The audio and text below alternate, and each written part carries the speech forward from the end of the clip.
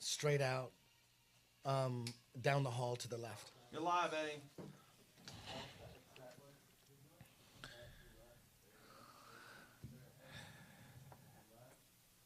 Yo, yo, yo, Eddie Bravo Radio is back for one episode, maybe two, maybe three, maybe this is the last one. I'm not sure, but this one is going to be nuts. It's going to be super, super crazy, man. But before we get into that, let me introduce my special guests tonight. First, behind the curtain, the man behind all the technology and the producer of the show, TJ DeSantis. TJ? Hi. We're here. Sorry about the tardiness. Yeah. Why are we here, though? Apparently you want to tell the world your beliefs about but I mean, why? Like, flat Earth. How did we get together and do a podcast? How did that go down? So why am I here? Why?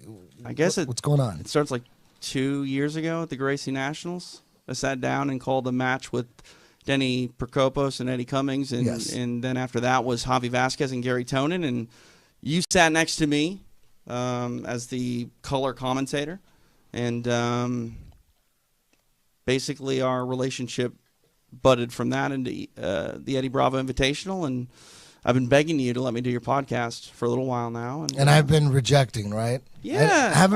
I got an offer from a guy, a producer that was involved in Coast to Coast. Oh, wow. And he gave me a whole, like this last week, a whole rundown on how the plan, like a serious radio show. And it's just too much commitment for me. I just can't commit to it. It's just like, it was like I'd have to sit down and sign a contract and all that stuff. And I don't want to do that at this point. But I don't want to be the conspiracy theory host. I don't want to be known as that. Although, if you bring up some conspiracy theories, I want to throw down any time of the day. But I don't, there's a lot more to life than just conspiracy theories. I have a family, I have a son. Sure. He just turned 5, and that's the focus of my life right now is him and my family. And everything else is comes second, third, fourth, fifth, sixth. So it's hard I'm trying to do less shit. Right. But the one thing I do like about my podcast is I could finish my thoughts. Right. I could keep talking until my thought is complete. It's hard to do that on other podcasts because there's a bunch of other people and I don't want to battle. And then, unless I got a little Henny up in me, then it's a different story. But, we're not drinking tonight. We're not doing any of that crap tonight. But I finally decided, TJ, let's do it. Let's do one show, and let's do it on flat motherfucking Earth. And let me tell you my flat Earth story real quick. About 2 years ago, maybe a year and a half ago, something like that. I forget the timeline, but it was about 2 years ago, year and a half ago. I'm on Joe Rogan's podcast, and he's trying to explain how dumb people are by bringing up flat Earth. He goes, dude, there's people that believe in flat Earth, and they think the sun is 3,000 miles away. And I remember thinking, wow, something like, man, they got to be super religious Christians that believe that. I mean, that's the most incredible thing ever, that there's people. They must be really like hardcore Bible thumpers. That's what I thought. Didn't think too much about them. Like, well, whatever, they could believe whatever they want. Didn't put any thought into it at all. And then a few months later, Joe Rogan brings it up again. He says, there's people that believe the earth is flat and the sun is 3,000 miles away. And I thought, wow, that must be like some kind of CIA psyop, like the new Scientology. You know what I mean? It's got to be something nutty like that, because how could anybody believe that the earth is flat? It's ridiculous. And then time goes by, and I'm in class talking conspiracy theories with some of my students, and my boy Manny, who's a total conspiracy theorist, fully, like 100% awake. He's not like half awake.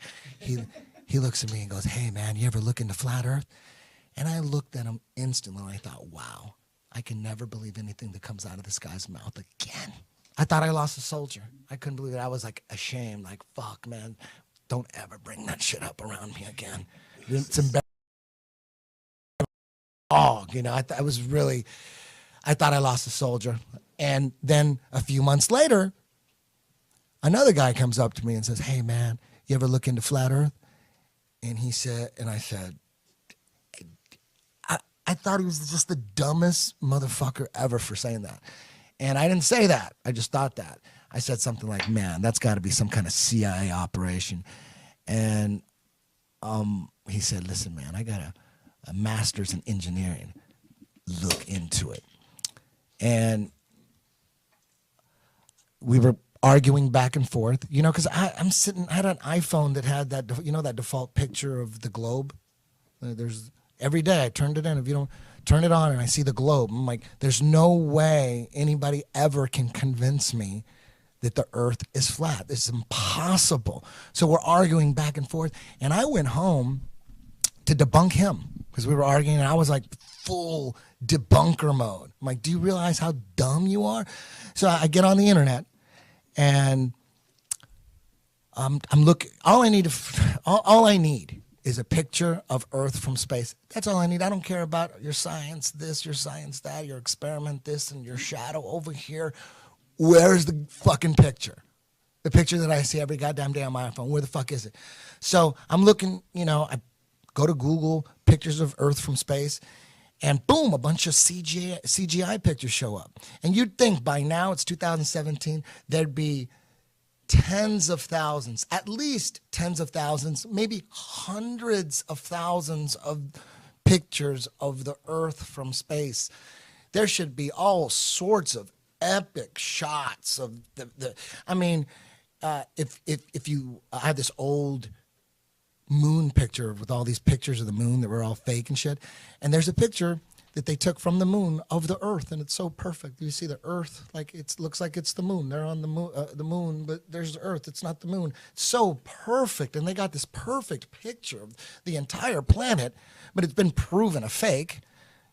No one took credit for that picture. It's proven fake. Of course it's fake. There's no video footage of all the video footage on the moon. There's no video footage of, you know, them.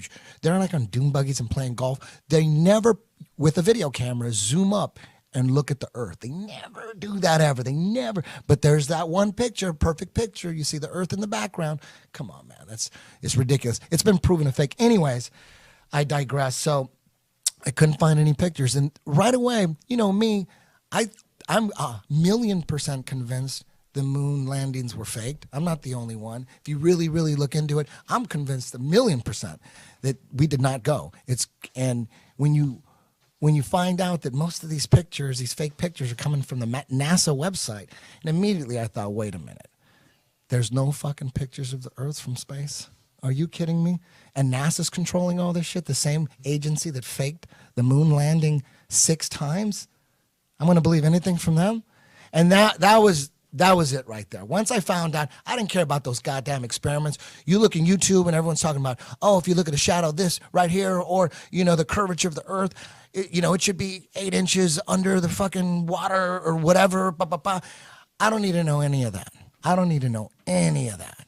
All I need to know, where are the goddamn pictures of Earth from motherfucking space?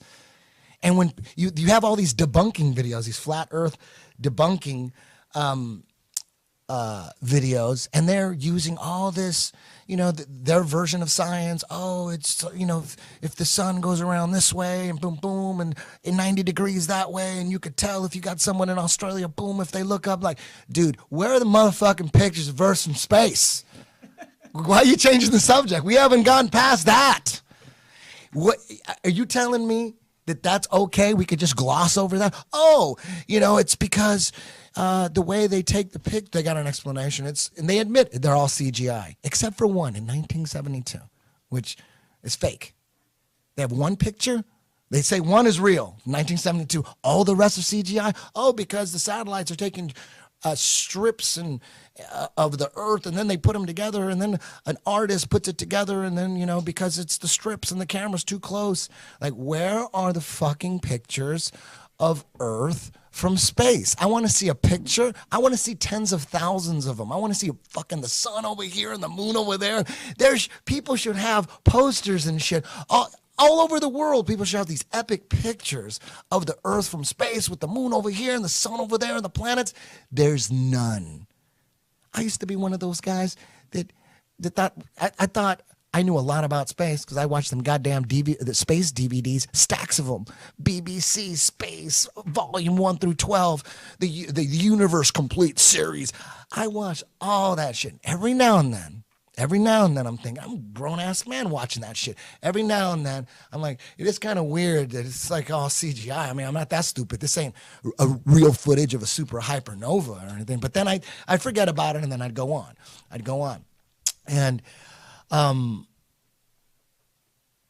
And then now, when you sit there and think about it, like, holy shit, everything from space is CGI? What the fuck? I'm not saying the Earth is flat.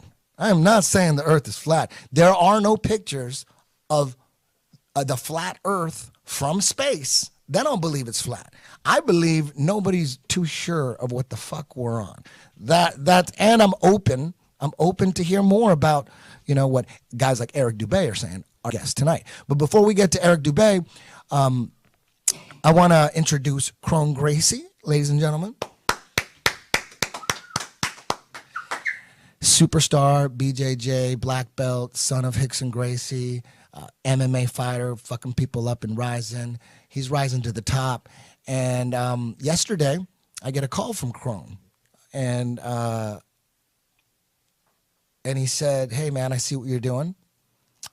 You're coming out. And I'm like, I'm not totally coming out. I'm making it clear. I don't know that the Earth is flat. I need to see pictures from fucking space. Show me some pictures of Earth from space. You got all these goddamn satellites. You're spending billions and billions of motherfucking dollars. All this goddamn money. What do we have to show for it? The space shuttles, would you trash them? Or the Saturn V rocket technology that took you to the moon, supposedly 6 times, you trashed that shit? It doesn't work no more? You got to the moon 6 fucking times, and then you trashed everything, and all the raw footage of the film and the audio, you trashed that shit? A retarded 12-year-old detective from Idaho will say, there's something fucking up with that shit. Come on. It's ridiculous. There's no footage left. It got stolen. I don't even know what telemetry data is, but apparently it has something to do with the records and the data of the moon missions. Apparently they're lost. They're stolen. They're gone. All the pictures and video we see of space are CGI. They faked the moon missions. Hey, I'm curious as to see, I'm interested in finding out what the fuck we're on. I don't know what we're on, but I want to know what the heck. I'm curious. And Cron, he called me up and he didn't ask me to be on the podcast. I asked him. He's totally into finding out the truth too. And he's totally distrusting of NASA and government science. That's all it really comes down to. I mean, a conspiracy theorist is someone who doesn't trust the government. We don't trust what they're saying, and most scientists are government scientists. If the science is coming from the government, NASA scientists, that's government. NIST, that's government. Most scientists, they're all like trying to get like funding and grants and all sorts of shit. Cron, tell me your flat Earth story. I mean, before I even get into flat Earth, I think it's important to start at why I started thinking. Because in my life, I was a little kid, I have to train jiu-jitsu, and I have this image, and I have this family, and all these things I got to do. So I chose to fight. I chose to do jiu-jitsu. And as an athlete, and as an artist, and as a martial artist, there's only one truth. It either works or it doesn't work. So I train jiu-jitsu, and when something doesn't work, you have to be honest with yourself to know that it doesn't work, and then to be like, okay, let me find something that does work, and let me find the truth, because only the truth is going to solve my problems. Lying to myself and telling myself things that are not true just to make myself feel good about something is only it's going to build up later. So I have my personality has always been like to find the truth with jiu-jitsu, find the truth, what really works, what really is true. And then I think just naturally that kind of just trickled away into my whole life. And I always kind of try to see through the bullshit and see through the games. But I was never really into conspiracy theories and like into that kind of stuff, or into being like protecting the animals or all this stuff. You know, as a kid, I was like, fuck all that shit. It's all bullshit. I just got to do jujitsu. I just got to fight. I just got to put my energy into this. And then as I started to fight more MMA, where I kind of stopped teaching so much at the gym and started putting less time into teaching, and I was focusing more on training and more on fighting and more on like traveling and go see Nick and Nate, 6 hours. Then you go to San Francisco, an hour and a half. So I spent a lot of time on my own, a lot of time driving, a lot of time to think. And I started to like, I don't know what, I think the first thing that got me that got me questioning stuff, first my friend Murph, he told me about the chemtrails like years and years ago. And I was like, this is some bullshit. Are you kidding me? They're throwing fucking shit in the sky. I was like, no. And then he kind of broke it down and everything. And I was like, oh shit, this shit might be real. And then the one that really did it for me was when I found out they put fluoride in the water. And then I was like, I can't believe they would do that they would put fluoride in the water and like purposely try to like calcify your pineal gland. So once I realized that it was on purpose, that it wasn't an accident, then I started to ask questions about everything. And I went through this fucking wormhole of all this shit. And you get depressed to learn about how fucked up the world is and learning about all this shit. But I'm at a point now where I'm at ease with it, because the only thing I can do is try to make it better. It's already fucked up, but it's like a good fucked up. It's like an interesting game we play, because the world's so fucked up. And it's like now we have our own roles. Who's gonna try to save the world? Who's gonna try to destroy the world? Who's gonna not do shit? Right? Who's just gonna be there? So I've chosen to fight for something that I think is bigger than the Gracie family, bigger than MMA. I'm trying to fight for the truth for the next generation, so my nephew and the next generation has something to live. So after a lot of fucking conspiracies and shit and time, I got to the flat earth and I was like, this is some bullshit. And then looking into it more, I believed in it for a while. I was like, oh fuck, this might be true. And then I was like, nah, fuck that. That's not bullshit. I can't believe in this. And then I got back to it, and I started researching. I actually seen a lot of your stuff, Eric. I've been watching a lot of your videos for a long time. I'm a big fan. But after a while, I realized it was true. And from what I've collected in the universe, from what I've seen, I think there's more things proving me that the Earth is flat than that it's spinning at 1 million miles per hour. Or actually 666 miles per hour, which is fucking interesting. And that we don't, like, it always was like crazy. Like, man, you're telling me that we're spinning, and then we're spinning around the sun, and the sun is shooting down this fucking shit, and we're just sitting here chilling on this podcast, like no big deal. It's like, doop. Like, that's always been crazy to me. So I never, it was like just a baffling thing to try to grasp. And then, so now I'm like, I understand. I have like things that I really believe that the Earth is flat, more so than the Earth is round. And so I'm like that. I'm at that stage where I don't want to be the one to like be like, oh, you guys have to fucking believe the Earth is flat, because that doesn't do anything either. I think that we all just need to understand that the more we spark the truth, it takes time. You know, to get to somewhere where the things that I know, it takes time. It doesn't mean that it won't happen. It just takes time. So it's like, first you got to get into the moon landing. If you don't believe in that, then you got to research that. Yeah, that's the first one. Because if you research the moon landings and you believe we still went, then you need to, there might be Game of Thrones reruns tonight. You are not going to enjoy this podcast.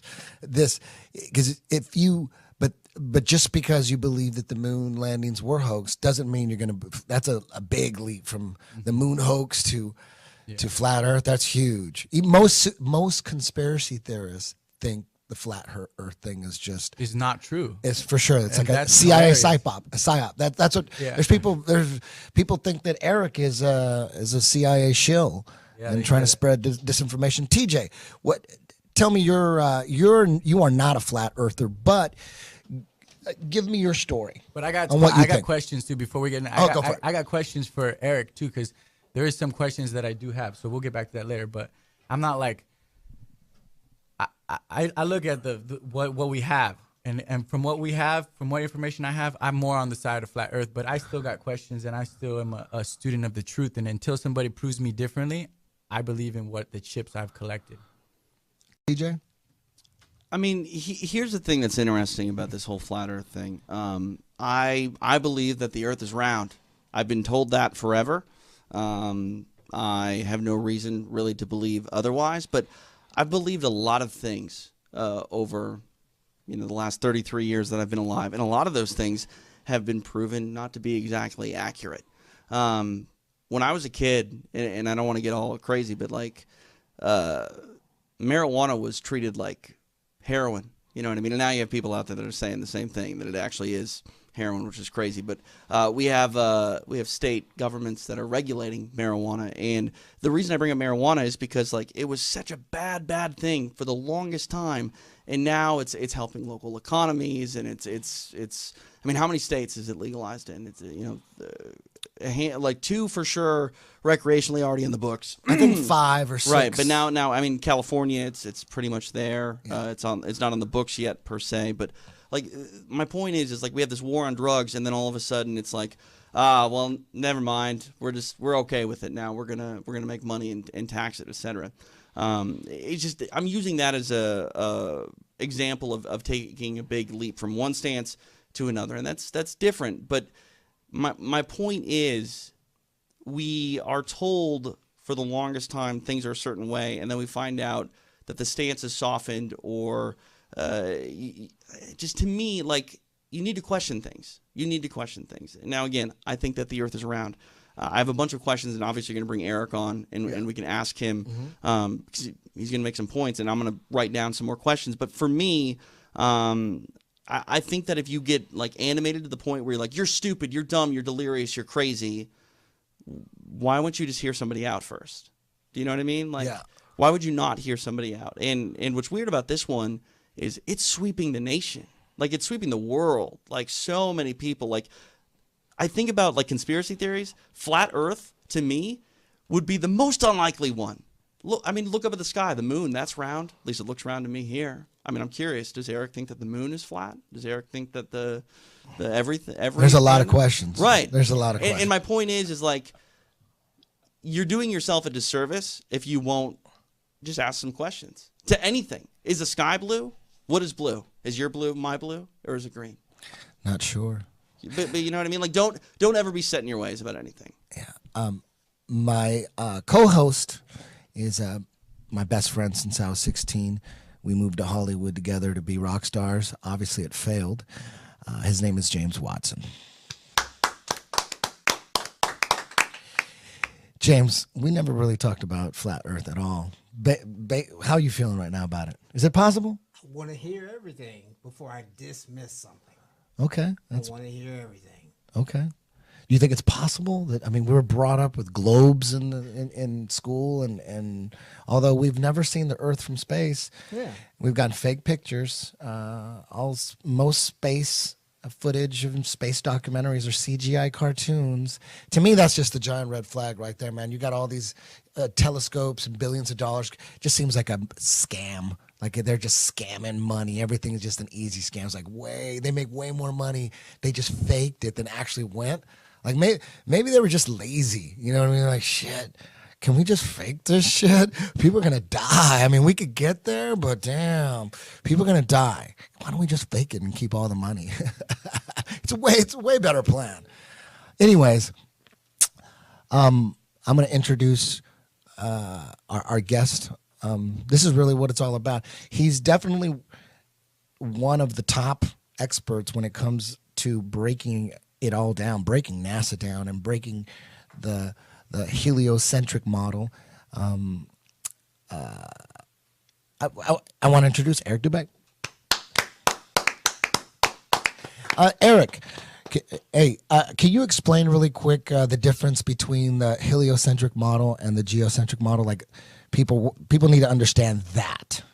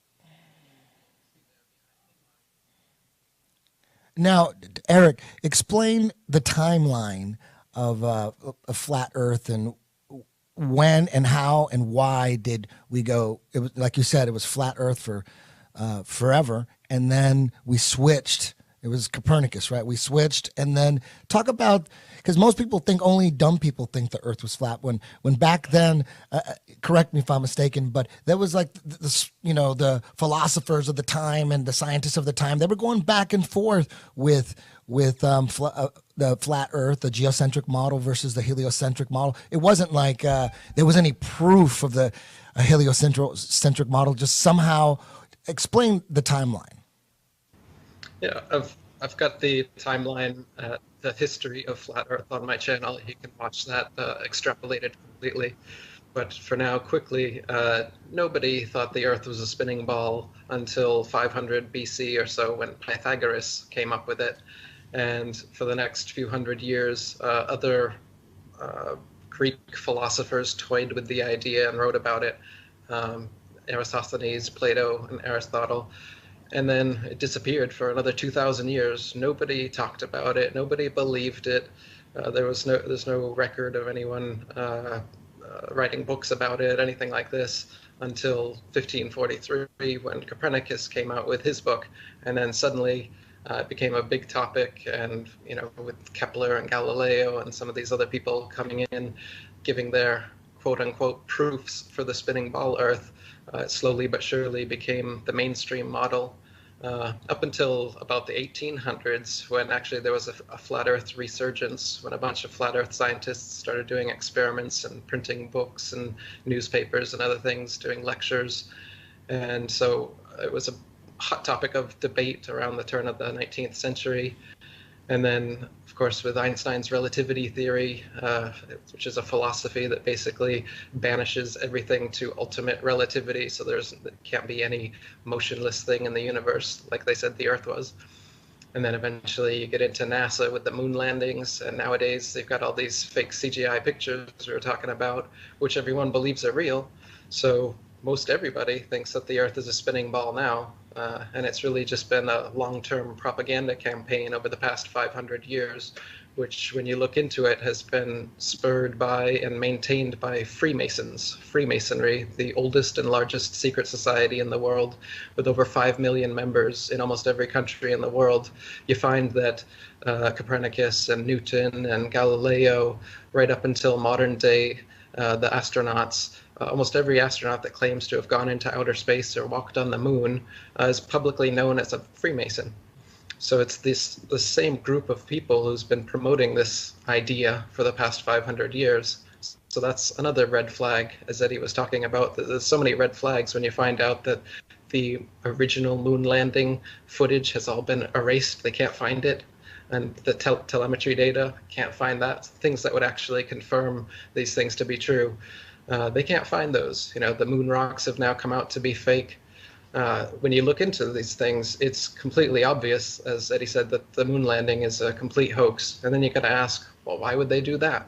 And when you look at the history of flat Earth, and you see that the moon landing hoax allowed them to hypothetically get far enough away from their ball Earth to take a picture of it, that is the main reason for the moon landing hoax, is to perpetuate, to continue to propagandize with this spinning ball, Big Bang evolution cosmology that they've come up with, where you're nothing, you're just a speck of dust in an infinite universe that came about from a random Big Bang accident with no consciousness or life involved, and then suddenly, somehow, out of nothing, consciousness, life, diversity, nature, everything that you see around you just came into existence through slow evolution of cold, hard matter, and then somehow consciousness and life comes into it.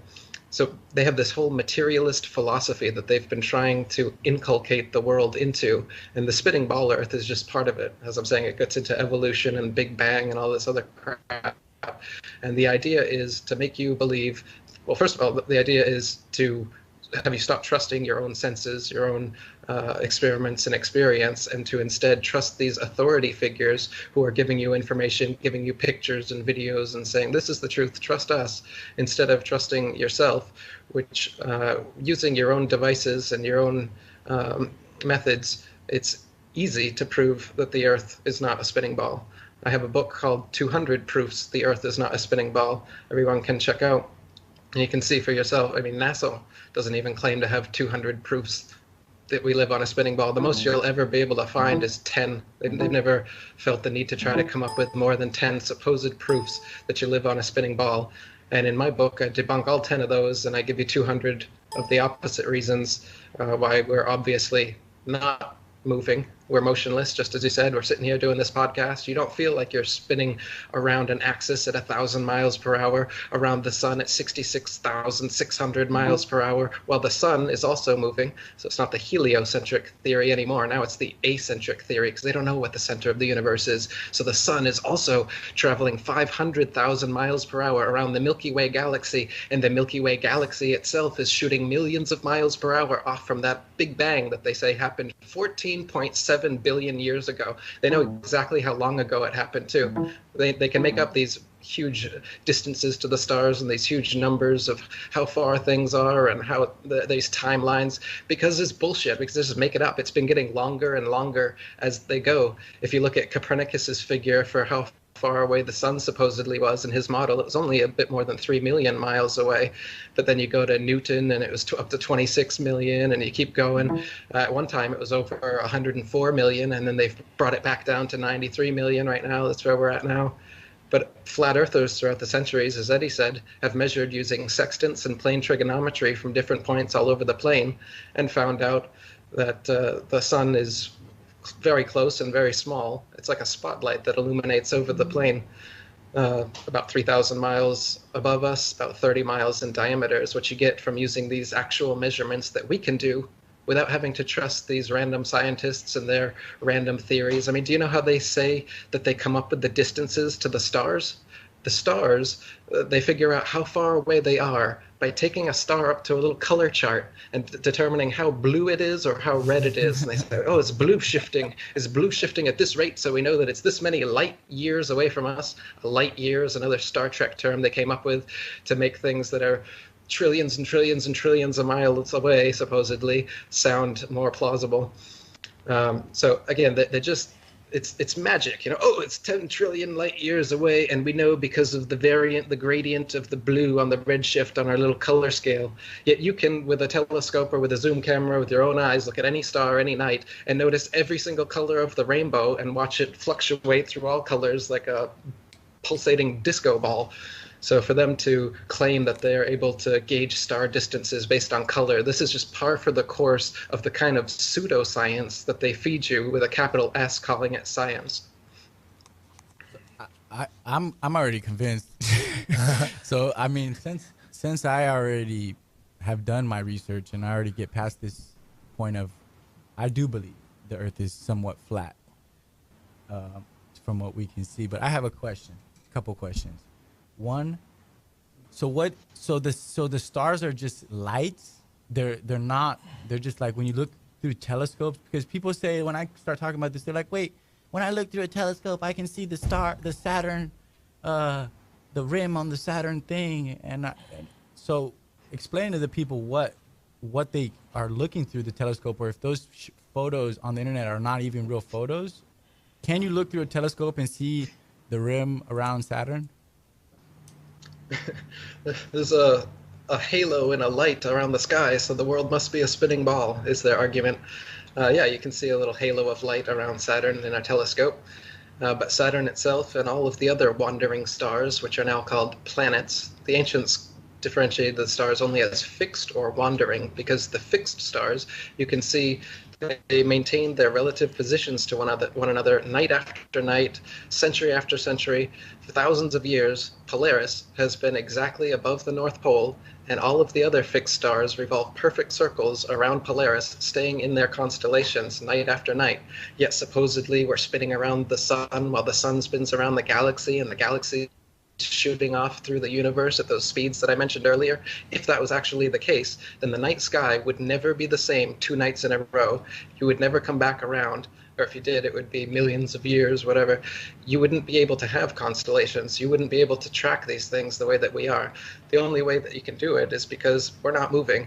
and everything else over our heads, all those lights in the sky that look like they're moving over us, they're doing exactly what it looks like they're doing. They're moving over and around us.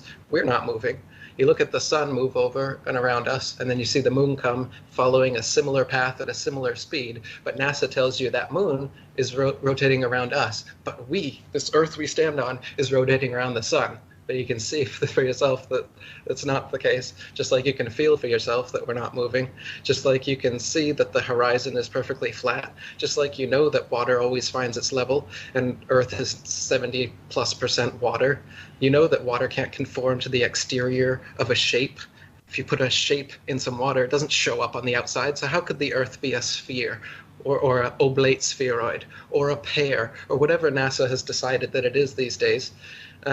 So when you look up at the stars or the planets, they're all just flashing little lights in the sky. Whether you use a telescope, your eyes, a zoom camera, what it doesn't look like is these CGI ball planets that you always get, like Eddie was talking about, from the Nova and the BBC documentaries, where you get these close-up, high-def detail of these ball planets up there. No matter how good of a telescope you look through, all you're going to see is a very plasmic, watery light, water mixed with light, flashing disco ball effect with all the different stars and planets. Now, to see that and to think, oh, well, that means I'm on a spinning ball just makes no, it's a logical fallacy, first of all. And second of all, you can see that these things are not physical, tangible things that anyone would be able to land on. For instance, the moon, you can see blue right through it during a waxing and a waning cycle. Stars have been seen through the moon. You can see the blue of the sky or stars that are behind it. So how could it possibly be a solid object that people could land on when we can see through it for yourself? Anytime the moon is in your vantage point during an afternoon, you're going to be able to see it. And the way that it fades off, it's nothing like a physical object that we know of. So you don't have to ask me if it's flat or is it round.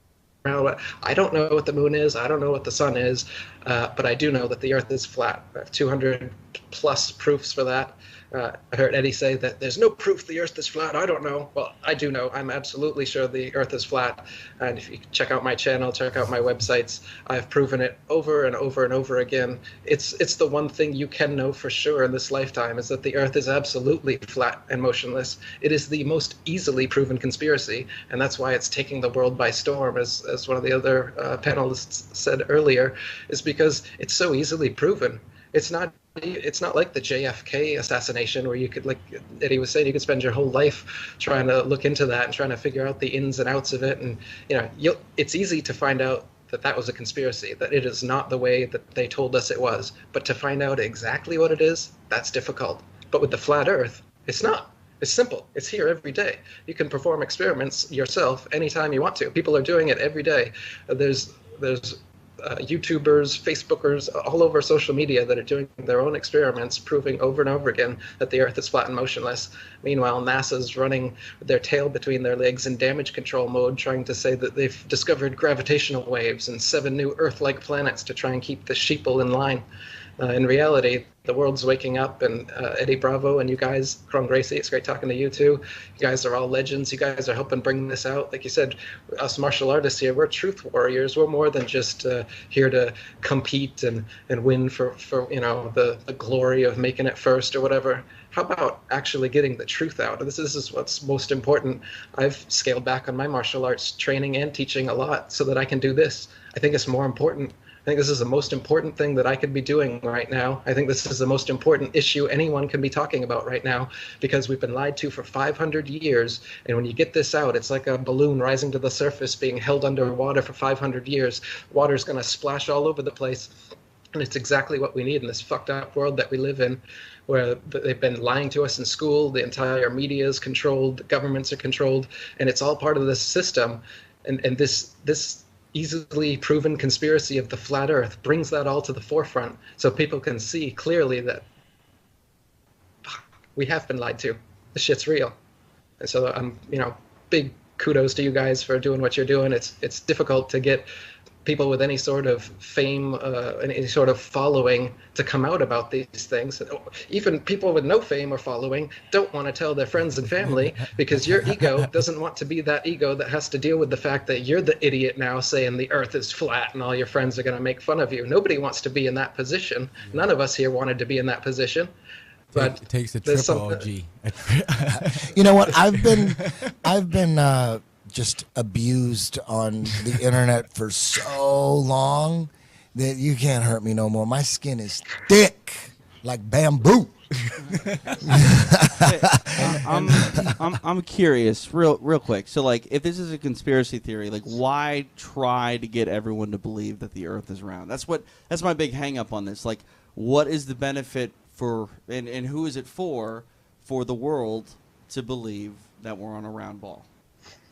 Well, nowadays, NASA gets $50 million a day for those fake CGI pictures that they give us. I mean, isn't that a good reason? $50 million of taxpayers' money being stolen so that we can get Hollywood in place. Isn't that new, though? Like, the whole Earth being round, if it's a conspiracy, it's gone on for 50-plus years. Like, that's modern day why it makes sense, but why would it make sense back in the 60s? Sure. Well, it makes sense going back as far as you want to, because if you want to control a population, do you think you go and you tell them exactly the truth about everything that's going on and the Earth that they're living in and how they came to be and what their place is in the cosmos? Do you think it's a good idea to tell them exactly what it is? Or would it be a better idea to tell them the exact friggin' opposite of what it is and make them believe that, so that it disempowers them, so that it turns you into the authority, so that all their information about space and the planets and cosmology and where we came from and where we might be going and who humanity really is comes from these few people: Neil deGrasse Tyson, Brian Cox. You get your little spokespeople, and they are now the purveyors of all truth off of this flat world that we live on, trying to tell us otherwise. So firstly, it sets up your Copernicus and your Newton and your Galileo and all of these Masons throughout history as being the saviors of science, as being the most trusted authorities, as being the initiators of Renaissance and starting this whole new way of correct thinking. So obviously, if you're going to control people, you have to lie to them. What's the biggest lie you could possibly lie to them about? This is it. But beyond that, I understand that people have to ask why, and it's perplexing. Oh, why would they do it? And you get caught there. But think of a detective coming upon a murder scene. Like I told you, I've got more than 200 proofs. You could spend days and days and days online seeing proof after proof, experiment after experiment, or you can just use your own eyes and experience and figure out that, of course, the Earth is flat and motionless. But you can do these things. But instead, what most people will do is they will wait until they can think of a motive that makes sense to them for why something like this could possibly happen before they will even take a minute to do some research about it. I'm not saying this about you. I'm saying this about this general question that gets asked over and over again. A detective doesn't sit there at a crime scene covered in blood with corpses everywhere and say, I'm not sure if there was a murder here because I don't see the motive. What they do is they gather evidence and they figure out what is actually going on in the crime scene. And that's what I did, and that's what all flat earthers did. They bypassed their cognitive dissonance. They bypassed their what they thought they knew long enough to look at the evidence, not to look at a motive. We can look at that later. But look at the evidence first. If a lot of you people listening now are caught up in this, I can't see why they would, what would be the motive for doing this lie? Bypass that for a second and look at the evidence, because the evidence is there that they have lied. We can worry about why later. Let's look at the evidence. Yeah, I agree with that. Now I have a question for you. What do you think about Admiral General E. Byrd? As in, what do you mean? As in, like, the idea that he saw more land on the other side of Antarctica. Yeah, well, he said that there was more land past Antarctica in places that we hadn't discovered when he went down there. He said that on national television, and that there was more resources. And then suddenly, after he made these claims, there was an Antarctic treaty between all these countries, and suddenly nobody's able to explore Antarctica anymore. After this big-name military guy comes out on national television saying that there's more land and more resources, suddenly it's closed off from the public, and the only way that people can go there now is on these pre-approved tourist tours that they have where you go and pet a penguin and touch the little barbershop pole they've called the South Pole and be on your way home. But they don't allow independent exploration of Antarctica, so we can actually see this, whether Admiral Byrd was telling us the truth when he said that there was another continent on the other side of Antarctica the size of America. I don't know. I haven't been there. Yeah. Just like people say, is it an infinite plane? Is there an edge? Is it a dome? Is there a barrier? I don't know. They won't let us go. Before we get any further, let's can we have him talk and pull up the flat Earth model at the same time so people know, because you know what I'm talking about. They need to see what it actually looks like, because people are thinking right now, wait a minute, how does the sun go around a flat Earth? Does the sun go under it? That's the main thing people get confused on, is what the flat Earth model really is. Yeah, give me a second here. Let me do some Skype finagling here, and we'll get that rocking. I got one more question before I forget it. This has been a question that I thought about, because I'm looking up at the moon, and on the flat Earth model, it's like the sun and the moon, they like circle around. Whoa. You're good. Hello?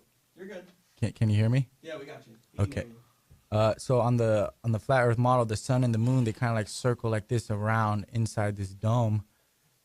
And so I don't understand how I can see the moon at night, which is what it's supposed to be if it's, traveling with the sun. And then I can see it also in the day.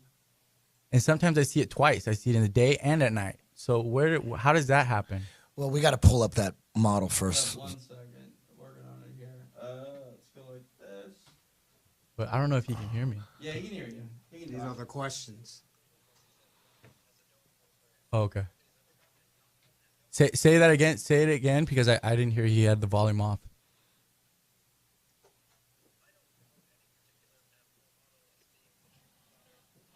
Mm-hmm.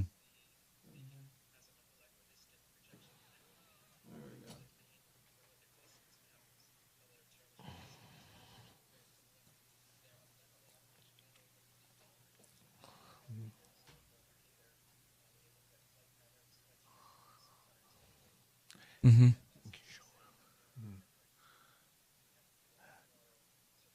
Okay, here we go. Okay, if we could show that to the audience while he explained. This is just the basic model. We're not saying you agree with this one. There's all these different models, but this is the basic one. Can you see this, Eric?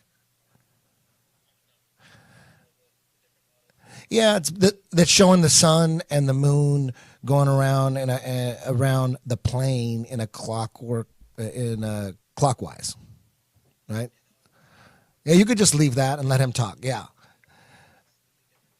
It looks like they're around the same speed, but that's the basic idea right there. Basically, it looks like the entire Earth is inside of a crater filled with water, and there's some continents popping out. That was fine right there, TJ.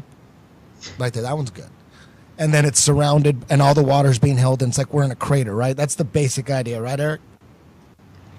Yeah, the basic model would be you got to have water has to be contained, so you can see Antarctica as an ice wall that contains all of the oceans, and beyond that we don't know. The North Pole is the very middle, and Polaris, the pole star, is right over the North Pole, and the continents are all in a circular shape around that. So to circumnavigate the flat Earth is just to go in a circle around the North Pole. So if your right shoulder is at Polaris the whole time, you'll eventually make a complete circumnavigation of Earth and come back to where you were, going clockwise, or if it's on your left side, going the other way. And this is how navigation was done back in the day. What's never been done is a north-south circumnavigation, which, it's impossible to do on a ball. You go around like this on the flat plane we live on. It's impossible to come up around the underside. Like I said, nobody knows what's on the underside.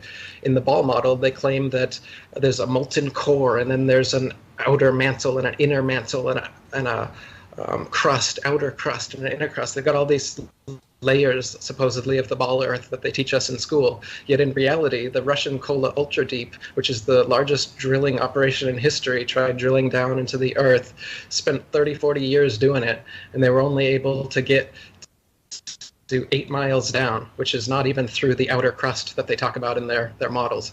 So they don't know that there's an inner crust and a molten metal core and all this other crap that they go on about. It's completely hypothetical. They just put it in the textbooks and then everybody parrots it. But the reason you got to do it is if you're on a ball and you know that there's magnetic north, you got to come up with some excuse for it. So they say that there's magma somehow turning into magnetism, which never happens in the real world. And that causes the north and south poles to constantly move, so we can never identify where they actually are. But this is a convenient excuse for why you can't go to their ceremonial South Pole with a compass in your hand and walk 360 degrees and have north be straight ahead of you. They give their excuse that, oh, it's constantly moving because of the magnetic core and all this crap. But the North Pole doesn't move. The magnetic, everything is pointing towards it, and a compass only works on a flat plane. Imagine if you were in Australia or somewhere else, hanging upside down as they tell you on a ball, holding your compass flat, and it points straight ahead of you at north. Wouldn't north be up in outer space? How could north possibly work on a compass? This is just one of many, many proofs that the Earth is flat and motionless, just as it appears, just as we know. And the model you may be looking at, watching the sun and the moon going over them, they do circle around us in that way, but the sun is slightly faster than the moon.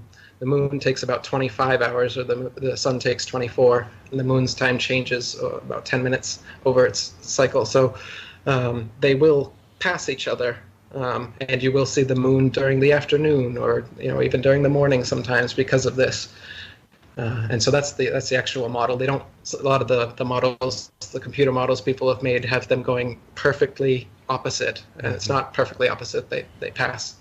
So basically, in the flat Earth model, it's like we're in a crater, and the North Pole's in the center, and there's got to be some kind of like powerful magnetism going on for compasses to always point to the center of this plane that we're on, right? I mean, and then coincidentally, the North Star is right above it, and all the stars and all those lights are going around Polaris, the North Pole star. So there's definitely some magnetism going on in the center of this flat plane, and it if you believe that, then you'd have to believe that the sun is like some electromagnetic ball of heat that is just going around this magnetic center. And the same thing with the moon. The moon must be this like light object or something, right? Because the one thing before I got into flat Earth at all, before I started, for years, the moon baffled me when they would say that the moon doesn't spin. The moon doesn't spin because we were taught that the Earth spins on its axis, and we know what a globe looks like, and you take that globe and you spin it. So you imagine that's what the Earth is, some spinning globe in just floating in space. But the moon doesn't have an axis, and like mainstream science says the moon, we only see one side, we'll never see the other side. So that baffles me. Like, how is that even possible? I mean, shouldn't it kind of spin a little bit? But mainstream science will say it's, in layman's term, it's kind of like you're facing somebody, you're looking at someone, you guys are standing in front of each other, and then you hold hands, and then you start spinning. That's how the sun is in relation to the Earth. And I could never wrap my brain around the moon and how we only see one side and we only see the face. It's hard to even understand it now. Well, it's just more bullshit. They tell you that the moon is traveling this way at the exact opposite speed that the Earth travels this way, so it perfectly cancels out the motion so that we only ever see the exact same face no matter where or when we are on the Earth. But the reality is that the Earth is a flat plane, the moon is rotating around it in this style, and it actually turns this way as it rotates. It's not a ball turning the way that they say it is, but imagine a wheel, like a wagon wheel turned on its side, turning around this way. And this is why one of the ball proofs is that in the southern hemisphere, you can photograph the moon and it's upside down, and in the northern hemisphere, you photograph it and it's right side up. Therefore, the Earth is a ball. But again, it all depends on where and when you photograph the moon. I can show you on IFERS, the International Flat Earth Research Society. We've taken pictures of the moon at any and all inclinations of 360 degrees. So it's turning. but it's turning this direction. And we never see other faces. If it was a ball, someone from the southern hemisphere versus the North Pole versus mid-latitudes, we should see slightly different faces of the moon from those vantage points, but you always see the same rabbit or the same man on the moon, whatever you want to call it. Those same features are always there. So it lends credence to the idea that the moon is hovering over and around us as it is in the flat Earth model, and not a ball that perfectly spins opposite the ball Earth so that we can never see it. I mean, think about it. The second law of thermodynamics, entropy, states that any object in motion over time through friction and resistance is slowly going to slow down. So both the moon and the sun should be slowing down. The days should not be 24 hours. We should be able to calculate this. And there's plenty of drag and resistance in the atmosphere, so I don't see why they can hold up a theory that the Earth and the moon and the sun and all their crap spins at a perfectly uniform velocity, yet it's never changed whatsoever, yet their own laws of thermodynamics say that that's completely impossible. So their own science is at odds with itself. That's incredible. Now, explain gravity. Gravity. So gravity is a total subterfuge of the natural laws of density. So people want you to believe that before Isaac Newton lived and an apple dropped on his head, nobody in the world had ever thought of or been able to explain why stuff falls down. Obviously, things go down because they're denser than the medium. You're going to have to repeat that. Objects, we just lost you. Are we ready, TJ? Explain that again. The reason that objects fall down is because they are denser than the medium that they are in. And the reason that an object would rise up is because that object is less dense than the medium it is in. So, for instance, that's why a raindrop falls down through the air and an air bubble rises up in the water. That's why a rock would fall down, but a helium balloon would rise up. It's not because gravity has an affinity for rocks and doesn't like balloons. It's because of density. It's all because of relative density. If you take a deep breath and you submerge yourself in water, you'll stay at the surface because you've just changed the density of your body. And if you exhale that breath, you're going to start to sink because you've just changed the density of your body. Gravity didn't just decide that it's got more of an affinity now and it's going to start sucking you down to the bottom of the ocean. All about density. So gravity is just complete bullshit that Isaac Newton made up so that Copernicus's spinning ball model would make any sense. And they said, oh, well, the reason things fall down is because there's this sucking force that pulls you to the center of massive objects. And of course, if that was the case, then we would be like magnetized to the Earth, and just stepping your foot off of the Earth would be like taking a heavy magnet off of a refrigerator, and stepping back would be like putting it back down again. And of course, they don't have a single example of any mass, by virtue of its mass alone, causing some other smaller mass to spin circles around or to stick to that mass because of its gravity. They say gravity just spontaneously happens when something's massive enough, and then non-massive things will either start spinning around it, like the planets, if that's what they want it to do, or they'll stick to it, like people, buildings, and the oceans, if that's what they want it to do. So gravity's their mythical magic force that causes us to stick to the mythical magic spinning ball Earth, when in reality, it's simple science. The natural physics of density and buoyancy determine that heavy things fall down and light things rise up. And they've been teaching us this crap in school since we're like 7 years old, so that we'll believe that oceans and buildings and people in Australia won't fall off the bottom of a ball. Ooh, that was a pretty good explanation. Now, what about Einstein's theory of relativity? How do you see that? So, like I said, relativity came up when the flat Earth movement was starting to grow at the turn of the century.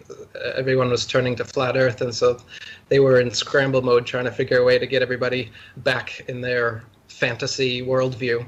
And so they came up with this philosophical idea of relativity, which banishes any non-moving object to obscurity, so that they say everything's moving, the Earth is moving, the stars are moving, the sun's moving, everything's moving, and that motion is all relative. So you can't say anything is stationary, and you can't even say anything is central.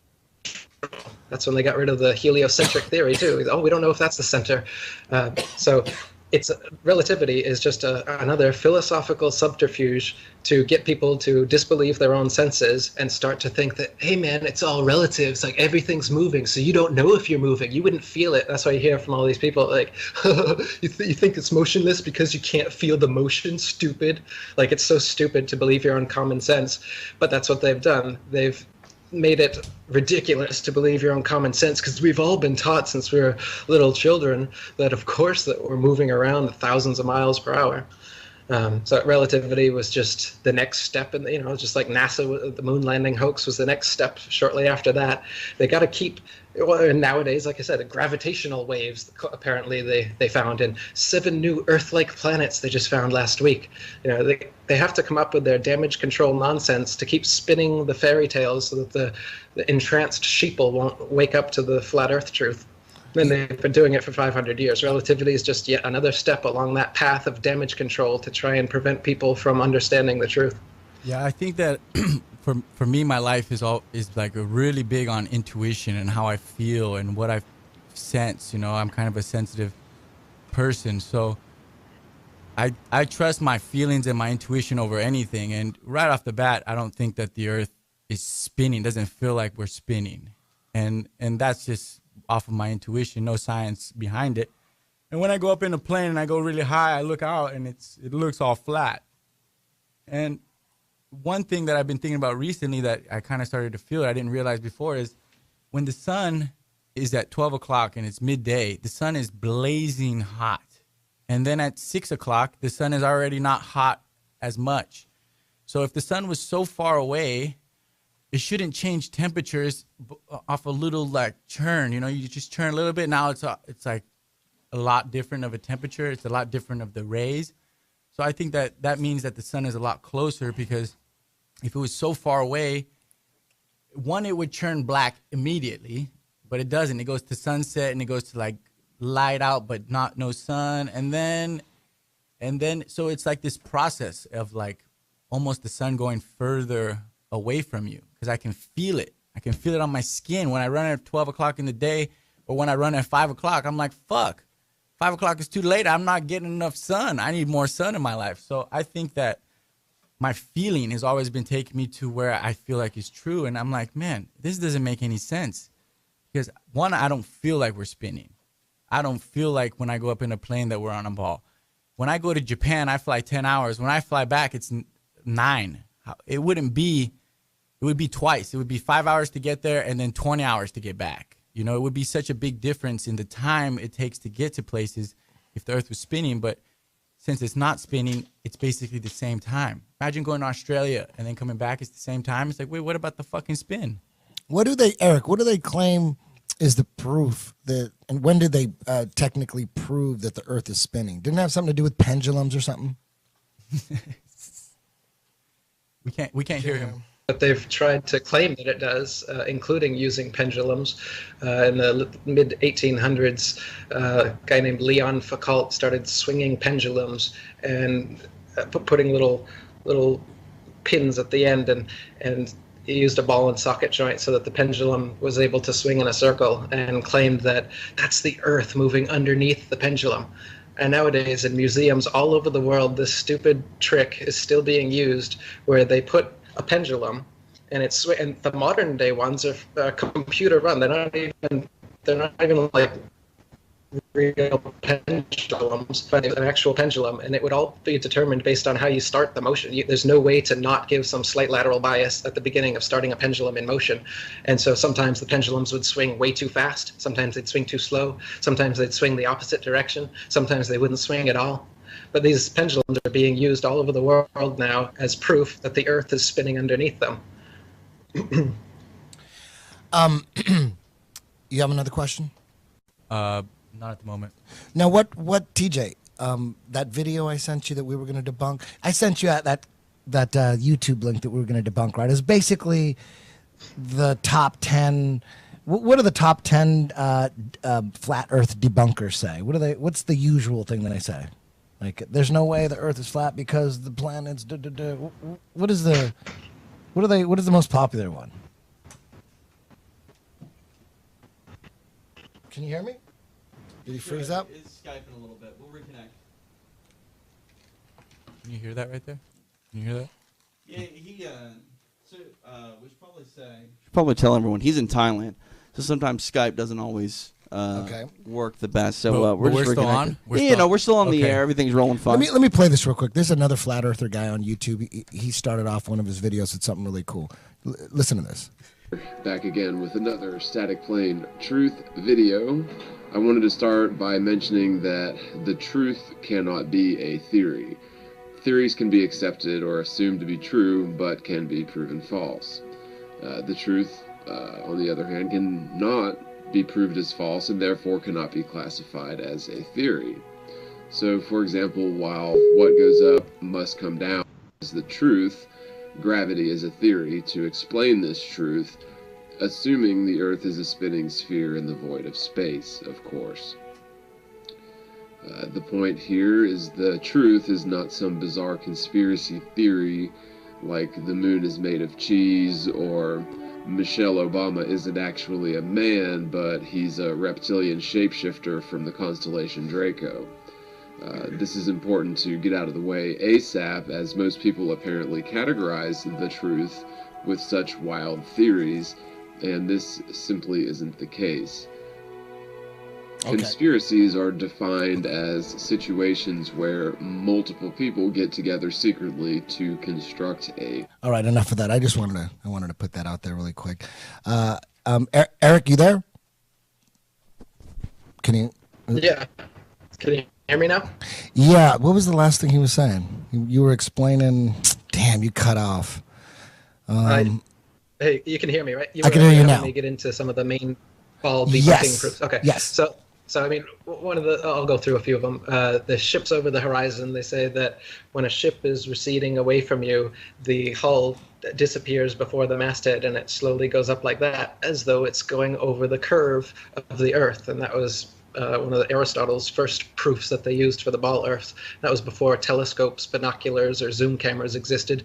Nowadays, you can test that for yourself. You watch any ship going away from you until it completely goes over the curve beyond the horizon where you can't see it, and then you take your zoom instrument and you will be able to zoom completely back on the ship, hull and all the way back into view, proving that when something disappears beyond the horizon, it hasn't sunk below the curvature of a convex sphere. It has simply gone beyond your perspective as far as the law of perspective allows. So just depending on the strength of your instruments, your height, and the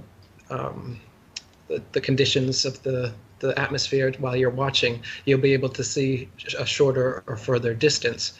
And when the sun is going away from us, as Cron was saying, we're not spinning.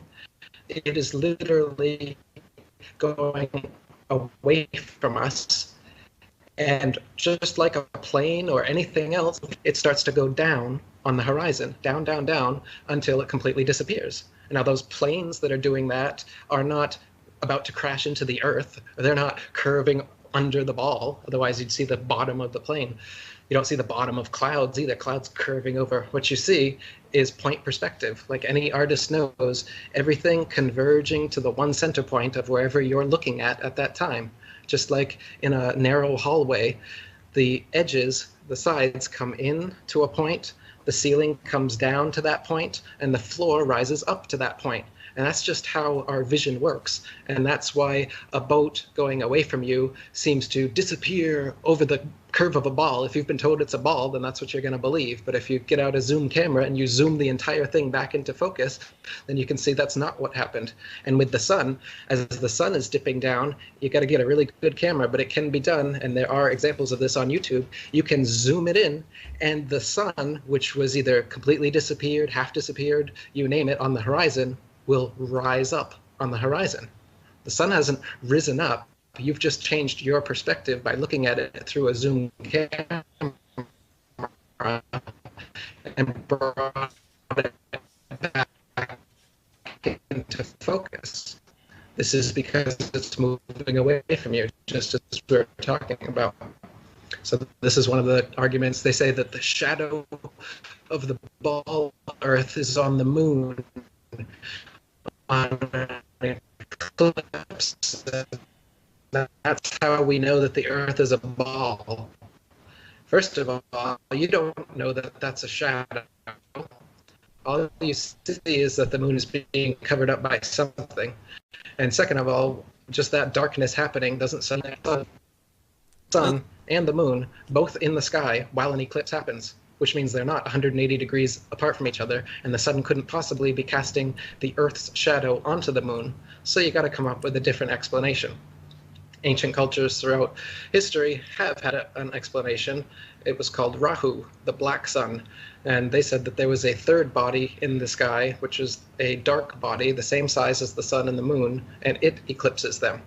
They lie to you and they say that the sun is 400 times larger than the moon and 400 times farther away, and that's why they look exactly the same size. Yeah, that just was like crazy. they say the moon turns at just the right rate so that the Earth is turning and you don't see it. They have all of these convenient explanations to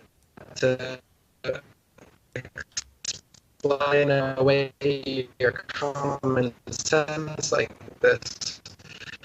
You can see for yourself that the sun and the moon are about the same size.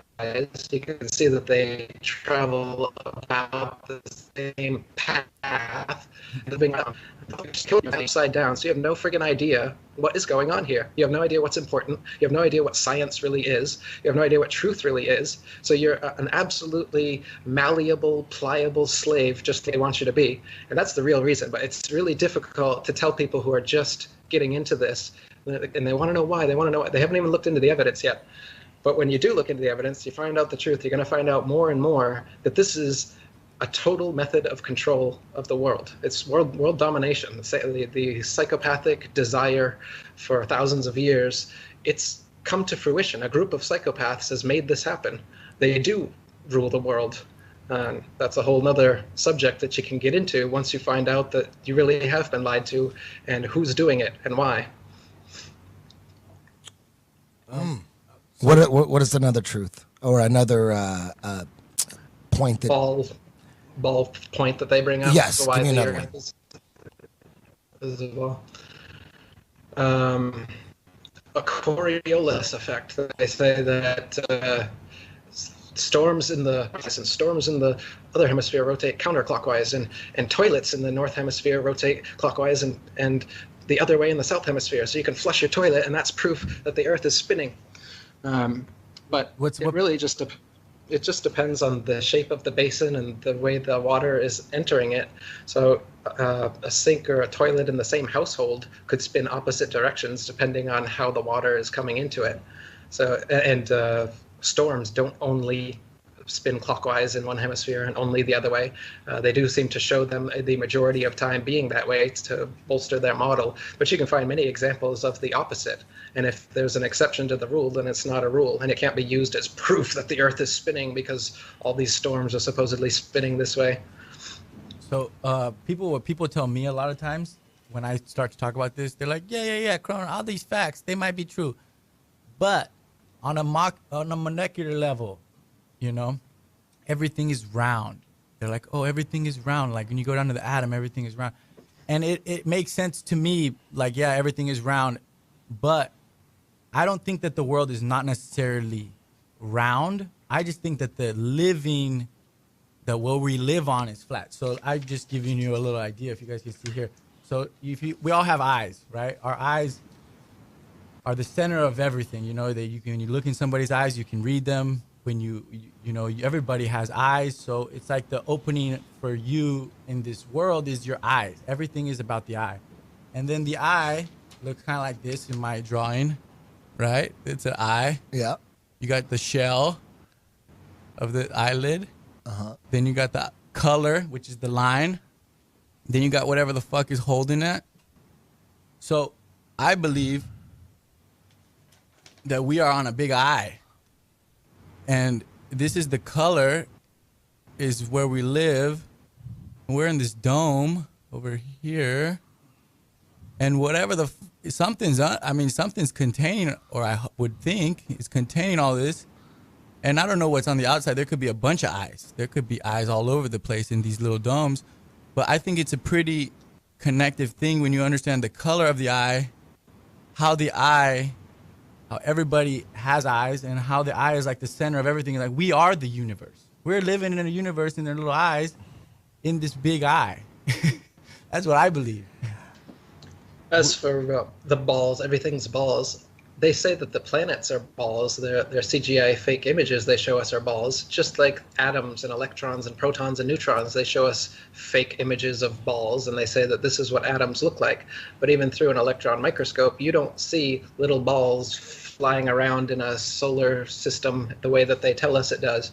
So when people use fantasy to back up fantasy, it's pretty funny. They're like, oh, the atoms are balls, so the Earth is a ball. So you've never seen the Earth be a ball. You've never seen a planet be a ball. You've never seen an atom be a ball, but you're willing to take all of these fantasies at face value and say that it must be. Meanwhile, ignoring your own experience, which says that water always finds its level, whether it's in a glass, whether it's in a bathtub, whether it's in a swimming pool, whether it's in a lake, whether it's an ocean. Water is always level. That's why we use water as a leveling tool. Nowadays we have lasers, so you can check again, and the laser will level out over the water. The horizon is always flat. And not only is it flat, 360 degrees around you, no matter how high you rise, it rises with you. Because it's the law of perspective we were talking about, and not the curvature of a ball.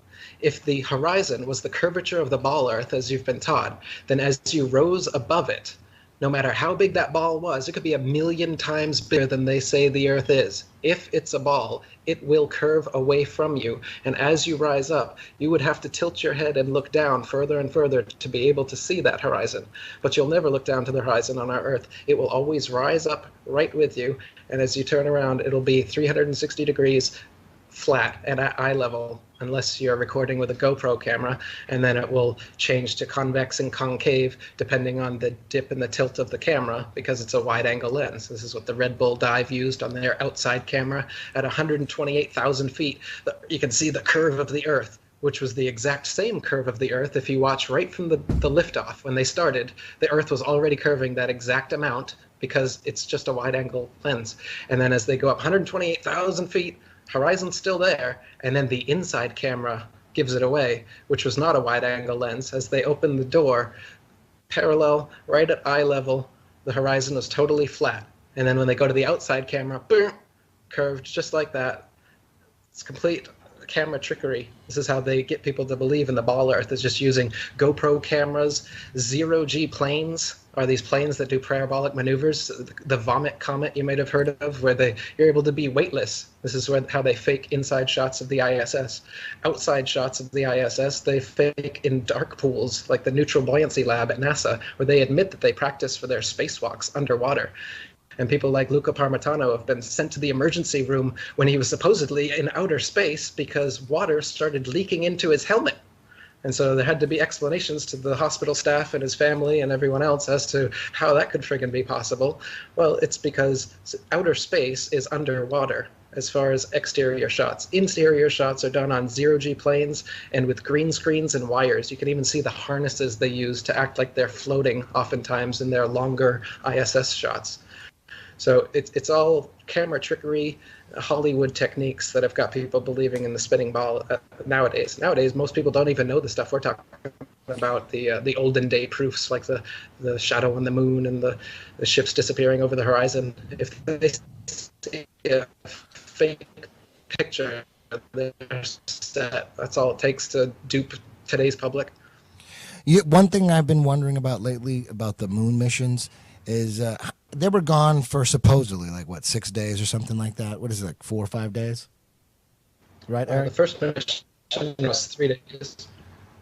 I wonder, I want to know how they explain taking dumps in those suits. What if they had explosive and is there a tube going in their ass? What is it? Are they wearing? They must be wearing diapers. Is that what they're doing? Yeah, they claim in diapers, I think. They have to wear diapers, right? Can you imagine having to take a dump on the moon? How you gonna? Man, and it's got to stink. I mean, there's no way. It's got to be some airtight diaper or something, right? You got to look at the picture of the fucking moon machine that landed on the moon. You look at that picture now in 2017, and you're like, Yeah. There's no way it's that little ridiculous. fucking thing landed on the moon. Are you kidding me? That thing, I could push that thing. It's like aluminum foil around. All right, I'm curious because obviously, like, yeah, it does look really fake. Like There's high a schoolers could curtain make that rods, back in the day. But gold foil. I'm curious Obviously, though. Cardboard construction paper. It looks like a 1960s version of what they thought futuristic shit would look like, and nowadays it looks absolutely laughable to think that could possibly have landed on the moon. As you said, there's no way they can take a shit on the moon. They say that they shit in diapers, but in reality, you can see Buzz Aldrin. If you look at some of the photographs they took while supposedly on the moon, and you look at the timestamps, 2 minutes elapses, and suddenly he's changed his gloves. Another 2 minutes elapses, and his boots are different. Another 2 minutes elapses, and he's got a different backpack on, or a whole different color spacesuit. So when you look into the moon landing, it's just there's anomaly after anomaly after anomaly like this that you'll see, which shows that they were just faking it in a studio. The times on the picture, the timestamps they claim are complete nonsense.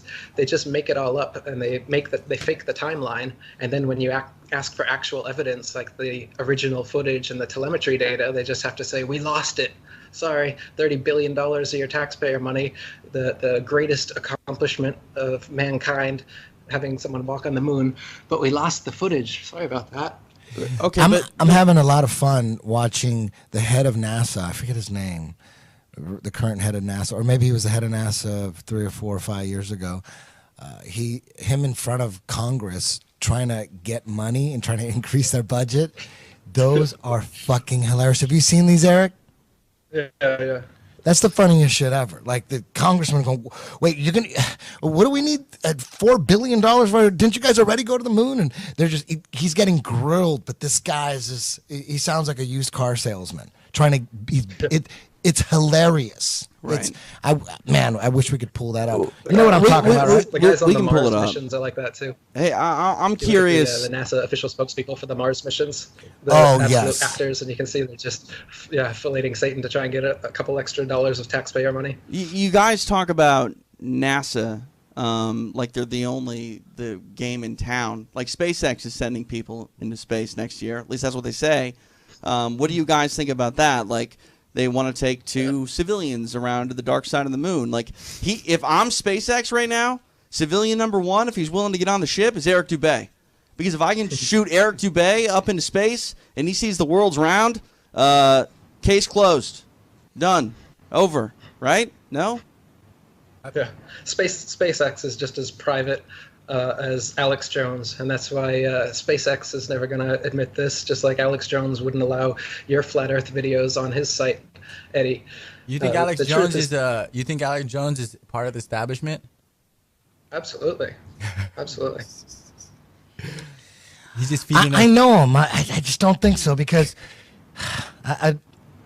if he is controlled opposition, they fucked up because don't you think the establishment, the globalists, the people in charge, don't you think they wanted Hillary to win and they didn't want Trump because that's why everyone's against Trump. The CIA is against Trump.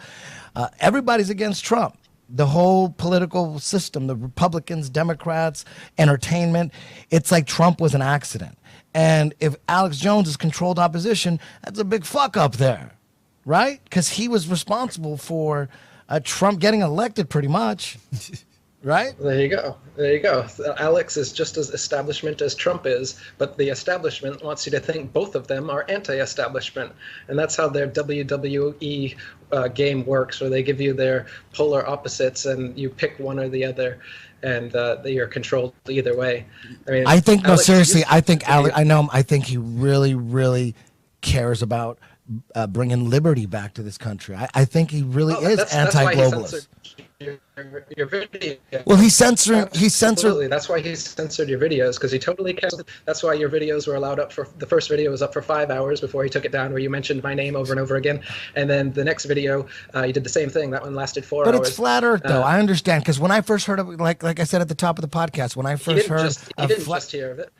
I've been telling Alex Jones about flat Earth since 2009. But don't you understand how crazy it sounds? It does sound crazy, and most people think it's crazy. I was violently opposed to flat Earth whenever, really. I mean, I understand people not buying into it at first, and maybe not ever. You know, there's enough debunker videos out there that, you know, that if you get on the wrong video, it could just kill your whole journey, you know, your truth journey, by picking the wrong video. And then it's, you know what I mean? I understand why people laugh at the flat earth theory, because I did. I thought it was ridiculous. It made me angry and shit. So I get it. None of those guys at the Alex Jones show, to me, there's a big crew, and I can't say they're being paid by someone. They are, you know, they're on a certain level of conspiracy theory, right? They're 9/11's inside job. JFK was a conspiracy. They're on that level, but the flat Earth, space don't exist the way we think it exists. We've been lied to, and all that. That's a whole nother level. You know what I mean? So it'll take some time, but I think Alex Jones pulled my flat Earth stuff because it might distract from what his mission is. His mission is all about Trump. You know, let's get Trump through. Let's protect Trump. It's all about Trump. That's his mission. If he started talking about, like, you know, Holocaust denier type stuff, he ain't going to talk about that. That'll just kill his mission. He can't bring that up. Even Holocaust deniers won't bring that up if they're trying to make a point about some other stuff. They know that'll kill their point. So let's just stay away from that, because right now is not the right time. There's another mission. And Alex Jones' mission really is, it's on a political level. He's trying to, he's on air burying Hillary. I like that. He's on air burying CNN. I like that shit. Trump said CNN is fake news, and he calls it very fake news.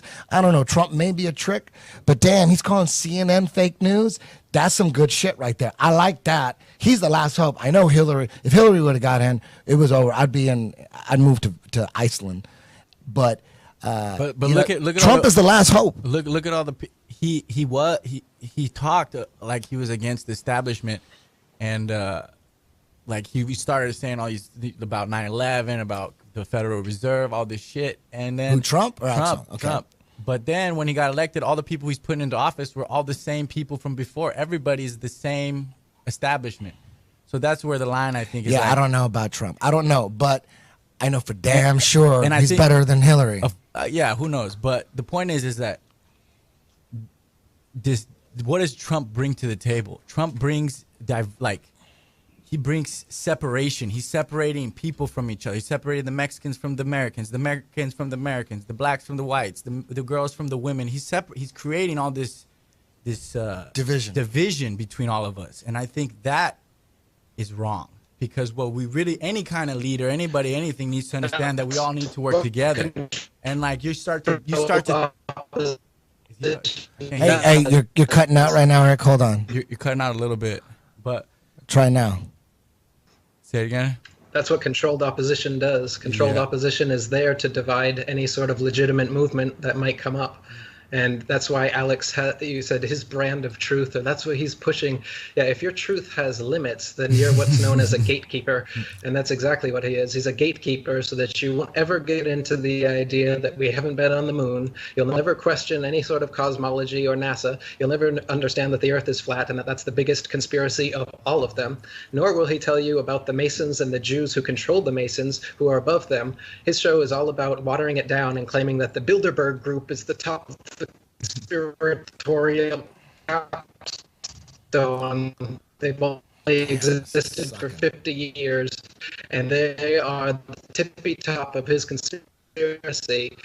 And you're breaking up a little bit. Let's like maybe let it. Brand of conspiracy will think that these innocuous groups are actually bone broth is more along the lines of what Alex Jones is all about. The more bone broth and other. That's what it's about. He's not about truth. I've been talking to Alex, trying to send him the truth for the longest time. He knows about me. That's why he deleted me off of your YouTube video. He's a complete gatekeeper, and it's so obvious to someone like me who's a genuine truth seeker, and I've been in this thing for over a decade.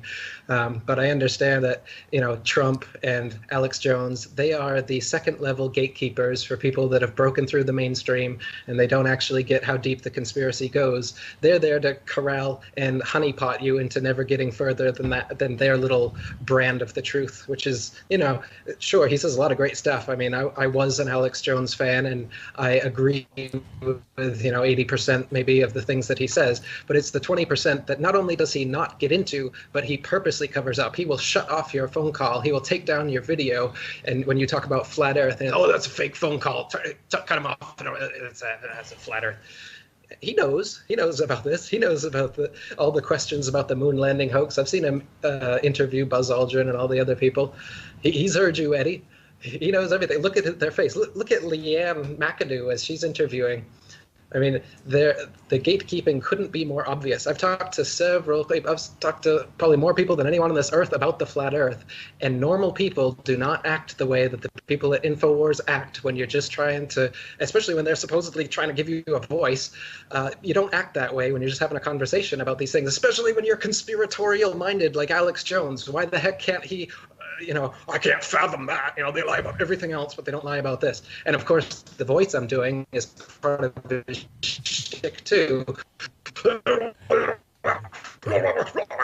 heard of conspiracies for the first time, and Alex Jones is your first introduction into this, and you see him just going off.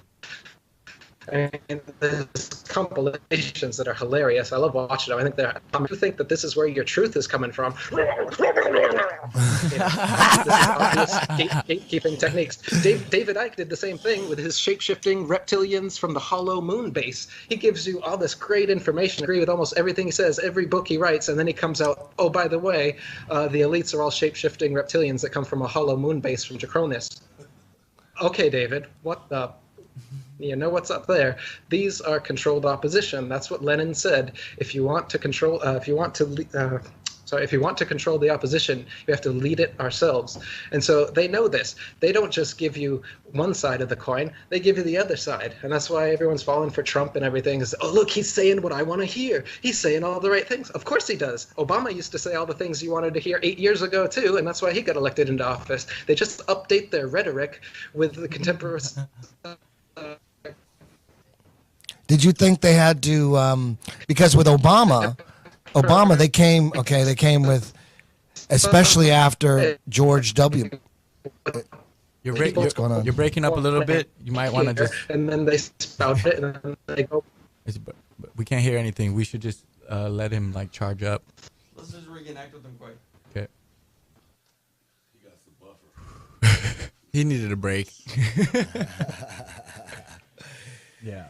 Yeah, you know, Trump could be part of the whole program, because based on CIA whistleblowers, based on what they say, CIA is designed to just destroy economies and just go in there and fuck up countries like they've done in every South American, Central American country. All of them are in shambles economically. And that's the way it is. You take a country, they're easy to control when they crush the economy, easy to control.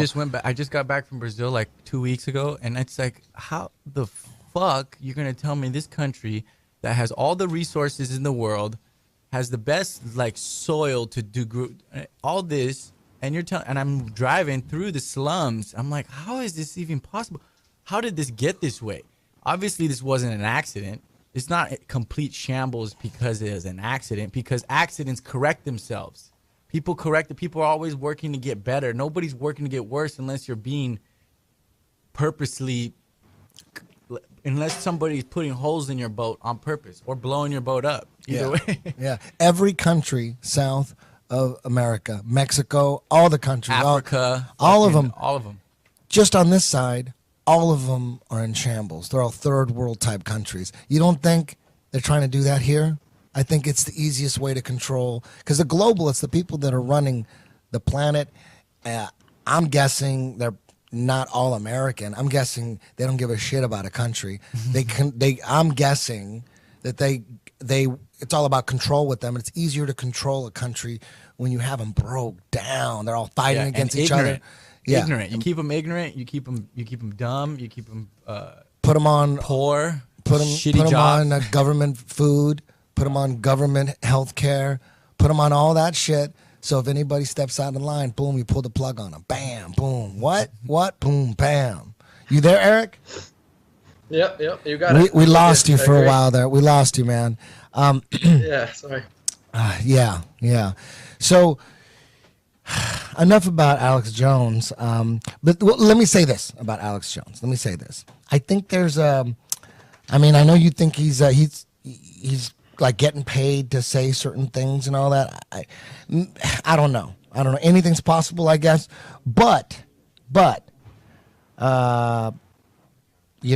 Alex Jones was on JRE, and that's the biggest podcast of all time, right? So whatever anybody thinks about Alex Jones, that podcast is the biggest podcast of all time. He did take a lot of people who were completely asleep and kind of get their eyes open. I mean, that's why it was the biggest podcast of all time, the biggest show of all time. And he got some people that were totally asleep, and he got them to wake up a little bit, even if it's just JFK or Pizzagate or Tower 7 or chemtrails, even if it is something like that, you can't go from being totally asleep to believing in the flat earth theory. You got to bring them along. You got to, explain Tower 7 a little bit and kind of wake them up. You don't want to jump into the crazy shit right away. There's a way to do it. You know what I mean? You don't want to jump into the... So whether Alex believes in flat earth or not, I believe he's just like most people that think it's so crazy. I believe he thinks you're crazy, and I believe he thinks that you're a waste of time. And most people do. Most people don't believe you. I love the things you're saying. I love the way you break down NASA science. I love that shit. I love the way you break down what we were brought up to believe. I love that shit. But most people don't. And just because Alex Jones doesn't want to have anything to do with you, I get it, because I was that way. I was, if someone would have introduced me to you a year ago and you were trying to come at me with flat earth, I would think you were the biggest fucking idiot ever. And I would tell you that. And maybe I wouldn't tell you that. I know you do Wing Chun. Maybe I wouldn't say anything. But yeah, I get it. So my point is, Alex Jones goes on JRE, opens up. He cracks open a lot of brains, even if it's on the low-level conspiracy. And even you yourself, you said, I've heard you talk about how you got into flat earth. At first, you got into Alex Jones, you got into 9/11, JFK, and then you thought Alex Jones was a gatekeeper, so then you moved up to different levels of conspiracies. But even just that, you could say he is the gatekeeper. He did open the door. So whether he's getting paid by Israel or whatever that is, we're right here, me and you, talking. You know what I mean? And people always tell me Alex Jones is a shill. You're not the only one. I've heard that by so many different conspiracy theories, and I think a lot of it has to do with you're on different missions. If you're on a mission to wake people up about healthcare or whatever, that's your mission. If you're on a mission to wake people up about what's going on in Africa, that's your mission. If I'm trying to explain apartheid to someone and I get into nuclear bombs don't exist, that's just going to kill everything. You know what I mean? And you could say, but the reason you got to understand that to understand everything. Whether he's controlled opposition or not, it's like, I think, he's opened up a lot of people's eyes on that podcast. Then I ended up going on his show, dropping flat earth bombs and, that dinner conversation we had. So it's all like I'm not mad at Alex Jones. He's got his thing. He's into Trump, whatever. Maybe Trump is a big trick. Maybe he's part of it and doesn't know it. But to me, he's just a guy who doesn't need a teleprompter. And I mean, very few people can do that. No teleprompter and can go for 6 hours straight, dropping all sorts of political stuff, political documents and CIA documents and chemtrail this and healthcare here and NSA here. He's on that level. There's nothing wrong with that. Everything he said, like he's saying, like 90% of the things he says, I agree with, and it seems like he's into his family, and he's into Americana, as he says. He's definitely not on the Hillary side, and that's a beautiful thing, because for me, I believe that whole Hillary, Podesta, Bill Clinton, Obama, even the Bushes, all that was the true darkness. That's the true darkness. Trump might be part of that too, but for sure we know Hillary, Obama, Bill, all that side, that's the darkness right there. So maybe Trump is part of it. Maybe we got fooled. Maybe they had him team up with Alex Jones to take the propaganda up another notch. You know what I mean? That's because if I was in the Illuminati, that would be my idea. I go, the next president, we got to get him into Alex Jones. We got to get him into conspiracy theories. People go, oh shit, he's the truth, right? It'd have to be some have to go high level sophistication, because Obama kind of did that, because when he was running for office, he had posters of Che Guevara like behind him, so people were thinking, oh man, he's all about true revolution. This guy's the man, and people were believing, and he's such a good speaker. And Obama, and then plus he was black, and people were like, hope, oh shit, and then once he gets in, you're like, oh my god, he's just part of the whole program. And maybe we'll find that out about Trump too, but I don't know. Trump looked at CNN and said, you're fake news, and then he said, you're very fake news. I like that. Because we know CNN is 100% propaganda, right? CIA? They know you like that. That's why he's saying it. Like I said, it's all the rhetoric. It's the updated version. Oh, that's falling for it. Yeah, that's what I'm thinking. That would be the most sophisticated thing they could do, is have a president who's in the middle of waking up to conspiracy theories. Holy shit, right? You think that's what it is? Absolutely. Alex will wake up to this eventually once he can't not wake up to it anymore. He can delete your videos now and pretend that he doesn't know who Eric Dubay is and all this. He's not going to be able to do that for long. And soon everyone's going to come in and they're going to be saying like they knew all along and they're not part of it. They weren't part of the people hiding it. Yeah. No, you think you think the masses will ever?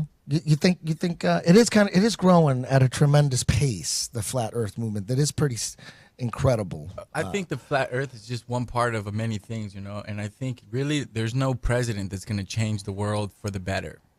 Nobody's going to come in here and be like, let's make this a better place. That was JFK, and he wasn't here for long. So I think now it has to be, everybody has to understand that we are all here together. We are all working together, and we can change the world ourselves.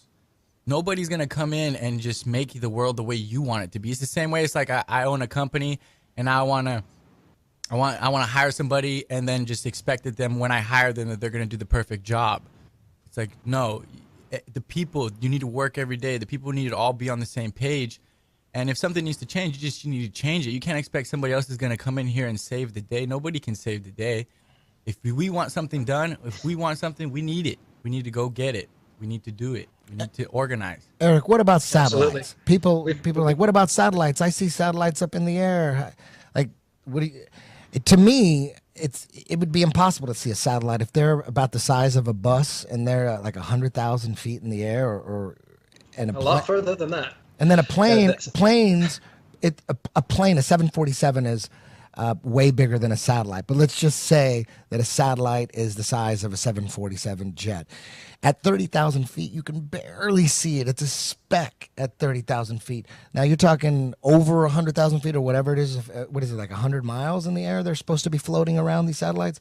There's no way you're going to be able to see that. So when people say, "Oh, I see satellites," you could see them in the air. I'm like, do the math. The science is, you could barely see a 747 at 30,000 feet. That's the science. You're going to see a satellite the size of a bus, a couple miles in the air, whatever it is, right? Right. No, there's no satellites. The closest ones they say are 100 miles, and there's ones they say are 200 to 400 miles away. And like you said, no, you can't see a bus from 100 miles away. Not only that, but the place in the atmosphere they say they are is supposedly so hot that all of the elements the satellites are made of have melting points much lower than that, so the satellites would totally melt. Beyond that, none of the pictures, you look at satellite pictures on NASA, you can't find a single image that isn't a cartoon. They're obviously all fake images. There's no real image of a satellite. And from your own experience, you know that no matter how high you go up, there isn't some magic mystery point where you can just go up, up, up, and suddenly you start floating. Like they say that satellites, astronauts, and the ISS is able to do. They say that the Earth and the atmosphere are constantly spinning. So the higher up you go in the atmosphere, the higher the rate of spin, so that where the ISS is, the atmosphere is actually spinning at 17,500 miles per hour. When you see those images of them like they're out in outer space in the stillness doing their little slow motion movements underwater, they say that they're actually moving at 17,000 miles per hour. And then they say that the atmosphere continues to go faster and faster to some unknown point where they won't tell us because it would collapse the whole nonsense if they did. But at some unknown point, the spinning, progressively faster spinning atmosphere gives way to non-spinning vacuum space, non-atmosphere. So there's like a point where you just pop out, and instead of coming right back down to Earth like everyone else, a skydiver, anyone else that's ever tried to go high up, there's this point, and then you float out and you're in a vacuum. And somehow they say a vacuum, a negative pressure system, can exist adjacent to a positive pressure system, an atmosphere, without a solid barrier in between. You know, that's impossible too. If you've got a spray can of deodorant, the only reason it's in there is because it's got a solid barrier separating it from the atmosphere outside of the can, from the different pressure system that's on the inside of the can.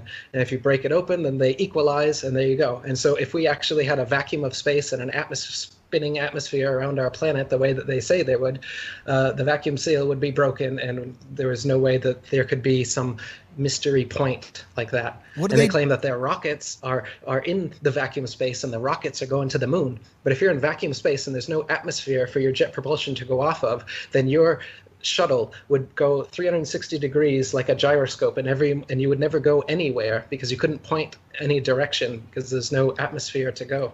Wait, well, what about like direct TV then? Like seriously, like you said, there's no satellites. What about satellite television and satellite weather and satellite radio? Like that's yeah, that's how easy it is. You just put the word satellite before it, and everyone believes that that's how it's being done. When in actuality, everything is being done via ground-based towers and wires. All the technology that satellites supposedly do were already done before satellites were supposedly invented by a science fiction Freemason science fiction writer named Arthur C. Clarke. He's the one that postulated satellites, and then within 10 years they really existed, and they're out there. Now there's 20,000 of them supposedly out there spinning around the ball Earth, when all the technology that they supposedly do for us is already capable via ground-based technology. All right, towers, wires across the ocean. Yeah, I'm the skeptic here, real quick. When you look at satellite TV and you say it's just going over the air, then explain to me, if it's just going over the air, then the towers that would be feeding it would be underneath the clouds. If that's the case, why on a rainy day when I have satellite television can I not watch my DirecTV? Because they tell me it's because the satellite can't get its signal to me because it's raining and the cumulus clouds are too big. Yeah, the ground tower can't get its signal to you during that day, and that's why. But they want you to believe they have gold foil wrapped metals up there spinning around in the atmosphere that's sending you signals, and that's why it's not getting there. But their technology is not nearly that good. The technology, so you're basically telling me that it's fed to me like a radio signal is, right, from an FM tower?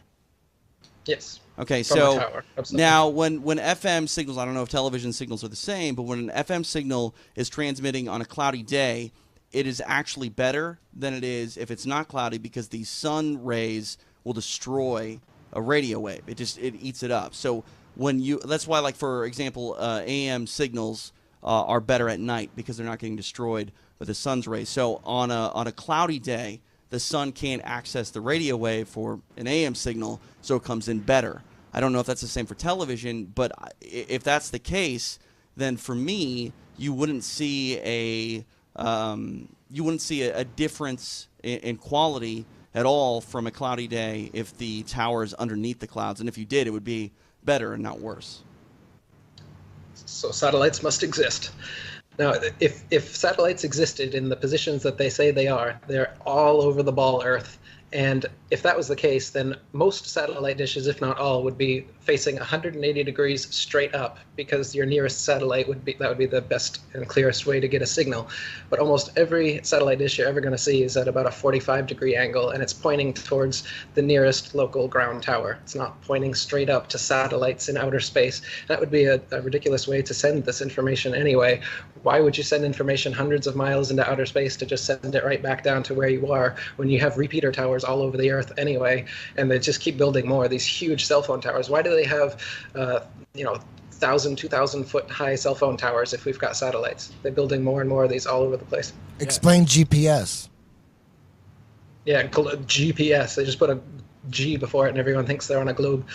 GPS is just like Google Earth. It's just data that you map onto a ball, CGI ball Earth, and because of that, everyone thinks that it must be on a ball. But the data has been taken from this motionless flat plane that we live on, and then put onto a CGI, the Google Earth anyway. And GPS, yeah, same idea. They've just taken the actual flat plane we live on and curved it under, and nobody really goes to the extreme southern hemisphere anyway, so they can't determine that the lines of latitude as you go out are actually expanding as they would on a flat plane, instead of coming back in as they claim it does on the ball Earth. Yeah, I want to know why, if the satellites do exist, right? I don't believe in them, but if they did exist, how come I don't get service when I'm in Hawaii or when I'm in the mountains? Or it's like if it's a satellite, it's gonna directly go to you. It's not gonna have to go through. But because I feel like because we're in the mountains and stuff, it's not getting the tower-to-tower service. But there should always be service. Are you talking about your phone, Cron? I'm talking about my phone. Your phone comes off radio towers. It's not a satellite. But it comes from a satellite before that, or no? The supposedly satellite phones, and these satellite phones won't work in places like Kazakhstan where they don't have the infrastructure of ground-based towers to actually send the signal. But if there were 20,000 satellites all over the Earth, they would be over every... I mean, you can see the little CGI map they have where the satellites supposedly are, and there is one over every single point on the Earth. So every satellite dish should be facing straight up 180 degrees if that's what they were actually sending and receiving signal to and from. So what do you think they're doing with the satellites? They're just they're asking Congress for money for these satellites. They're blowing it up, and the congressmen think they're doing something noble. They're like, yeah, telecommunications, blah, blah, blah. They take the money, they pocket it, they launch a satellite, it falls into the ocean. Like, what do you think's going on? Yeah, that's the same thing the rockets do. Yeah, more ways to swindle your money. Rockets don't go up, up, up, and then pop into the vacuum of outer space like they say they do. You can watch any rocket launch you want to, and you're going to see a parabolic curve, just like anything that you try to shoot up in a straight line. It's not going to infinitely go up and then start to float somewhere. It comes back down, and it makes a parabolic arc. And, of course, all of their rockets do so, and they have to give an excuse for it.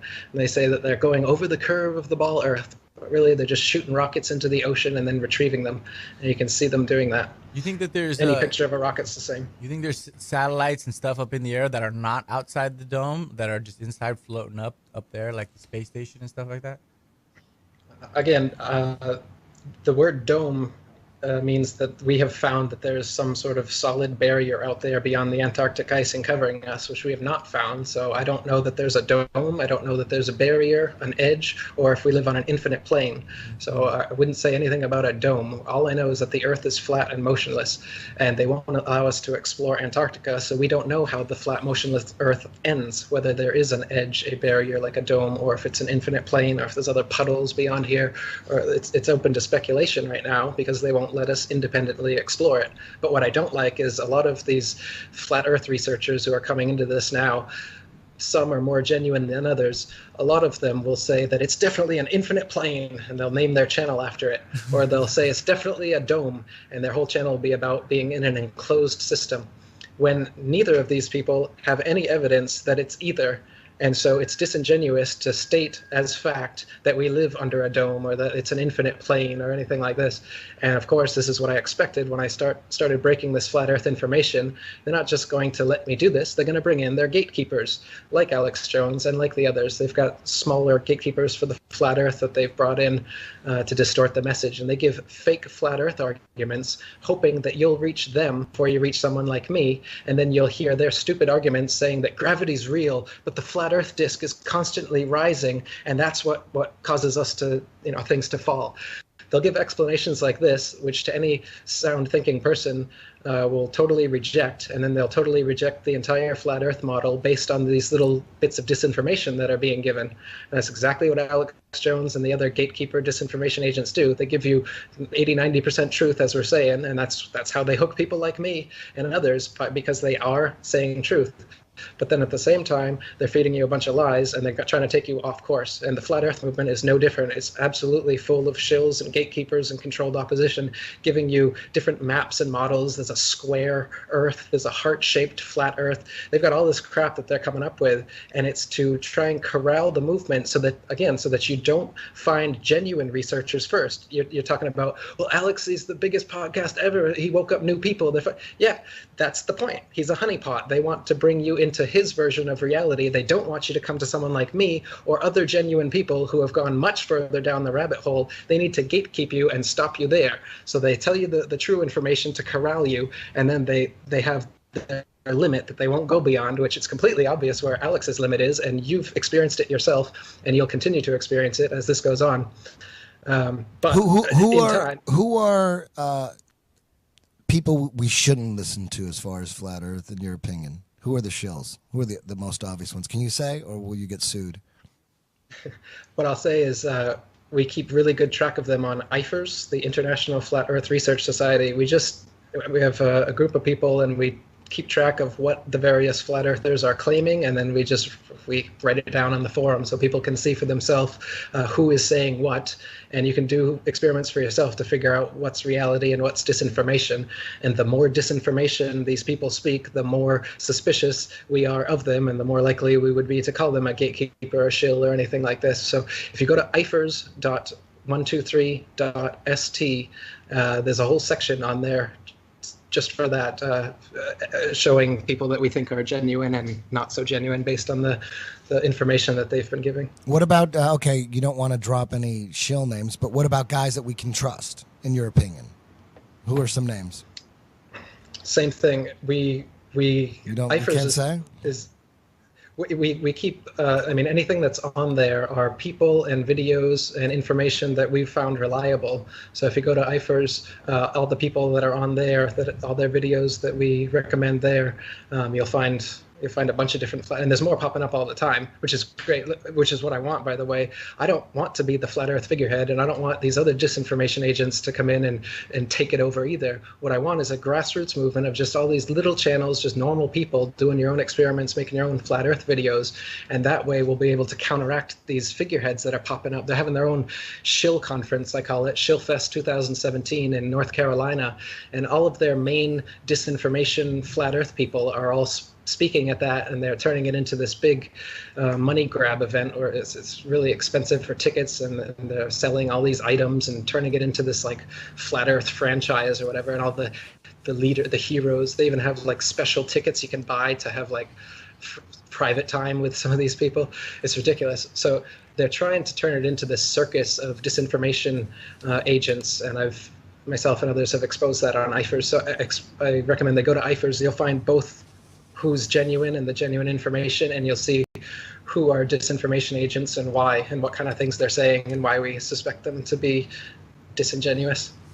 Okay, now we're going to play a little clip here. I wanted to play this live. It's the head of NASA asking Congress for money to check this out. Did you cue it to the part that I said?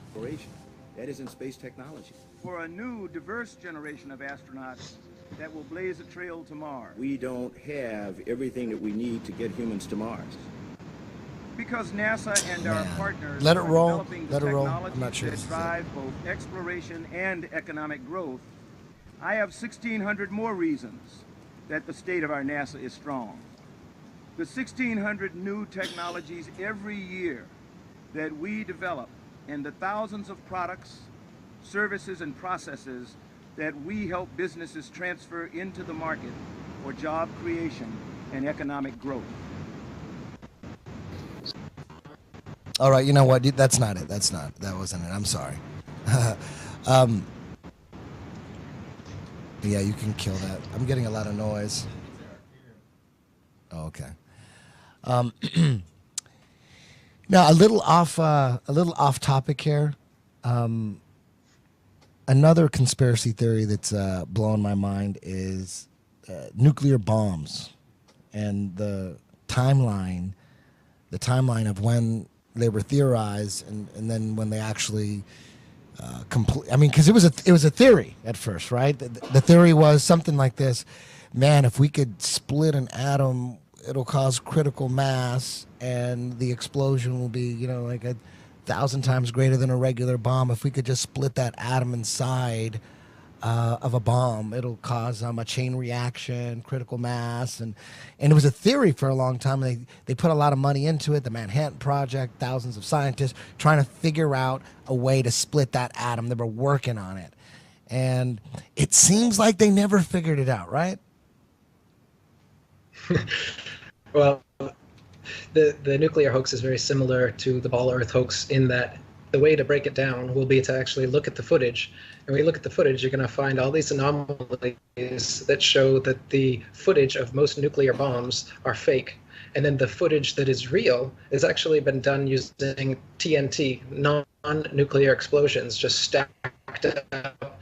So you make a huge explosion. But again, it's ground-based. They want you to think that they can have, nowadays, a suitcase. They want you to think that in the size of a suitcase, that they can blow up a whole city. And this is the psyop. Once again, it's fear-based mind control, trauma-based mind control. Just like they tell you the asteroid. Or reconnect. Yeah, you gotta reconnect because it's probably just loses. I remember when I used to Skype people in Brazil. After a while, you start to lose the connection. Skype has that shitty after 20, 30 minutes, it'll start to. Skype is only as good as the weakest internet connection. So, and he's in Thailand, so I don't know. I don't know if the. So is he going right now, or is he? Yeah, he's still talking. He doesn't know that we're gone yet. So we'll get him back here in just 1 second. Are people hearing him talk? No. People hear what we hear. So people are hearing me right now. We should at least tell him. Yeah, we're gonna get him. Eventually. We're gonna get him Tell back. him to stop. Yeah, no. We'll get him back here. So. All right, Eric, we lost you for a second. You're gonna have to back up a little bit. We lost you like the last 2 minutes. We lost you. You were basically saying, how when everyone is brought up looking at those nuclear. Yeah, it was about the nuclear. Those nuclear bombs going off, and you see like some kind of hurricane red radiation wind sweeping through like a town and taking down buildings and shit. And doesn't it seem like it's fake looking back at it now? Like, who's filming that? Yeah, Someone how filmed come the camera didn't get destroyed? Exactly. Who filmed that? It looks like, and then you find out about, I don't know if you know about this, Eric, you probably do, but Lookout Mountain Laboratories in Hollywood. It's back in the 50s, top secret Air Force intelligence base. It was a movie studio right in Laurel Canyon, right there in Hollywood, a movie studio that was way more advanced than any other movie studio. It was the highest, it was the best movie studio on the planet. And it was top secret, and they said that's where they edited nuclear bomb footage. And like, why would you need some top secret? I guess the top secret thing because of nuclear, but why would you need this super sophisticated movie studio to do that? And then it got declassified like in the 90s. And then it came out. Yeah, this was a top secret Air Force intelligence facility right there in Laurel Canyon. And Jared Leto lives in it now, which is weird. He lives there. He owns it and lives there. And that's where they use this place to edit nuclear bomb footage. Now when you go back and look at that footage, you're like, damn, they made this shit here. It looks fake as fuck, right? Eric? Absolutely. It looks totally fake. You can see the trees being supposedly blown over are clearly models, and then they cut back to an actual forest, and then they go back to the broken model. Like Kron said, you can see that the camera doesn't get blown to smithereens like the bus or the house or whatever it is that the nuclear blast is blasting. And the camera is right there within the blast radius, not more than 100 feet, say, away from it. And it not only does it not get blown away like absolutely everything else, the trees, the bus, the buildings, but it doesn't even move. It doesn't even like shake from the atmosphere. But maybe, but what if people say, hey, but they used a camera that was far away and it had a zoom lens? Like, is that even possible? Yeah, no, well, it's not that, because you can see that they're on model sets, and oftentimes the explosion isn't an explosion. They've used some sort of plasma effect, and they've also done effects using filters on the sunrise, and they use a fast-forwarded sunrise with filters, and they call it a nuclear blast on the horizon. They've even done stuff like this. And Hiroshima and Nagasaki is the main thing that people say. That's why they believe nuclear bombs exist.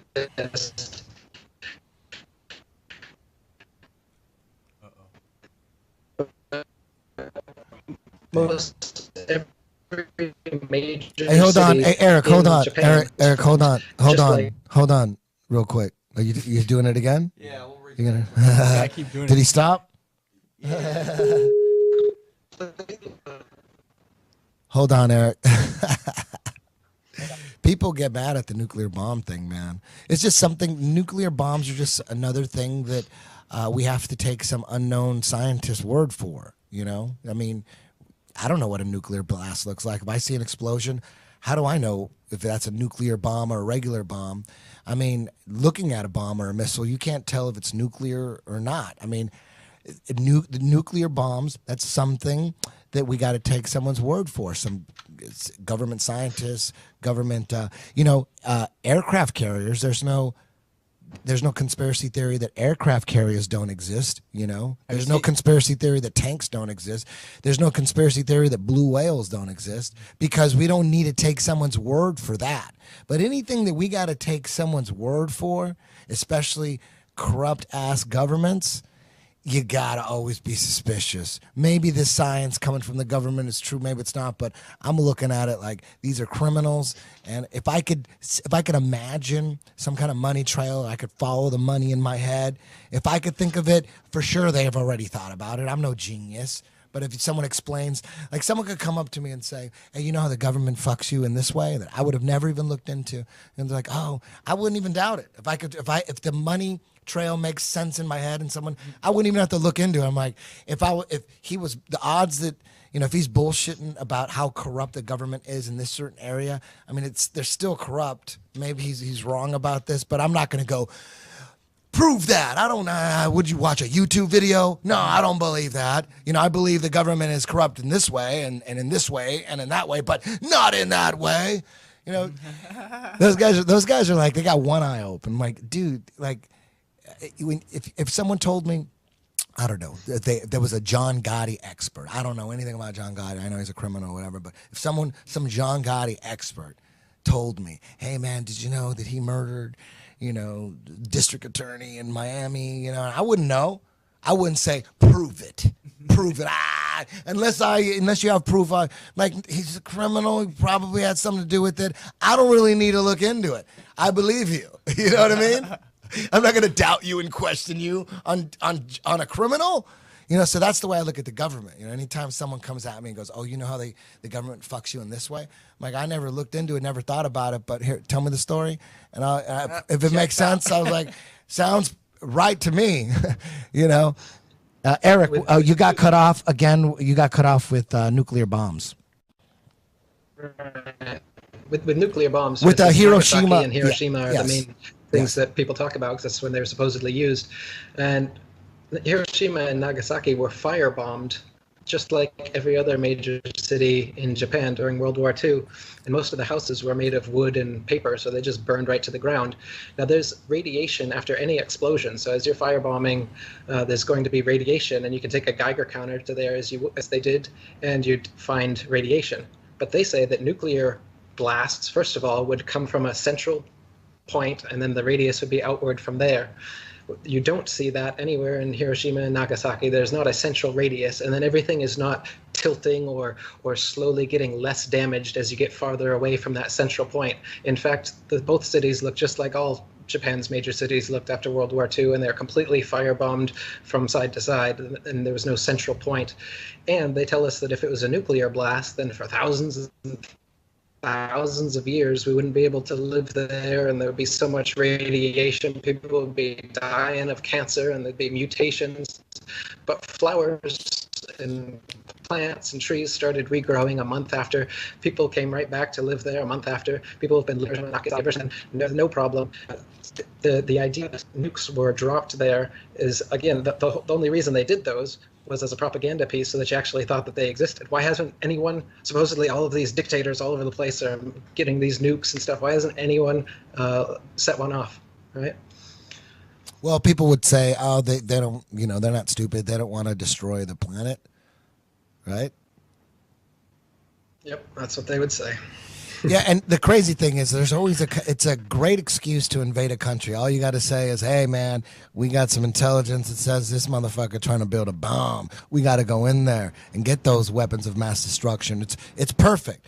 The fact that... You got it. It's the only two countries left in the world right now that don't have a Rothschild central bank system are Iran and North Korea. And these are the two countries that all you ever hear about is they're building nuclear weapons, they're going to get nukes. Well, what Iran and North Korea really are two independent nations that stuck their middle fingers up to the Rothschild central banking system that controls the entire world right now and won't even allow them in. And so all we get is propaganda about these places so that the public opinion will be swayed against them. And when eventually we have to go in there and create a democracy like we did in Libya and Syria and Iraq and Afghanistan and everywhere else that didn't have a central bank but now does have a central bank, this is the plan. And like I said, there's only a couple countries left, and they have these excuses like nuclear weapon, like they're the world police, and they got to go and protect us from these earth-destroying bombs that they've created. Now, what do you think about North Korea? I mean, of course, I can never remember his name, Jil-sung or whatever his name is. Of course, he's an evil dictator, right? Or is he a good guy? Like, I'm confused. Well, it's what's happening is you've got a world system that is trying to, like Kron was saying about South America, and you've got all these rich lands. People should all be wealthy. There's no reason that everyone should be living in slums. The world provides everything for us. Parasites that are sitting on top of us, and they're just siphoning and sucking all of the money and energy out of the population. And so if you get a leader who says, no, I'm not going to allow it. I'm just going to close off our borders, and we're going to take care of our own people. We're going to have our own money system. We're going to have our own food. We're going to do our own shit, everything, and fuck you guys. Then the rest of the world that's on this system says, what? That's not okay. We want you to open up to trade. We don't want you to have someone standing against our system. We want complete hegemony. We don't want to have somebody opposing us and potentially giving an alternate system like Gaddafi did. Gaddafi was going to reintroduce the gold standard and was similar to JFK. He was going to bring in a bunch of real currency into the market, and that would have trashed their fake fiat currencies that they're constantly floating and creating out of thin air. And so they had to kill him, just like they kill any dictator and demonize any dictator who's actually trying to help his people. Now, at the same token, I'm not going to say that Kim Jong-il or any other dictators aren't completely benevolent or whatever. I'm sure that there's evil things or bad things that they may or may not have done. But the point is, what I want people to take home is that you're getting your information from the people who hate these people. You're not getting your information from these people. And if you do, I've watched every North Korean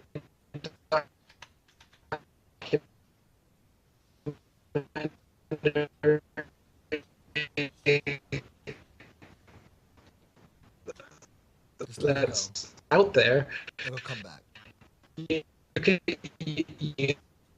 have to say, and that's all they ever do say, is that he has brainwashed every single person in his country, because every single person in that country loves him and they love what he's done for North Korea, and they're against him. The West has done the same thing. globalists, the New World Order comes in and takes and puts everybody on this global system of theirs, the money, the one world money system. They've got fiat currency out of nothing. Made out of nothing. That's the main scheme. Am I gone again? You were gone, but now you're back. TJ, what do you think about this? I don't know, man. I'm taking everything in here.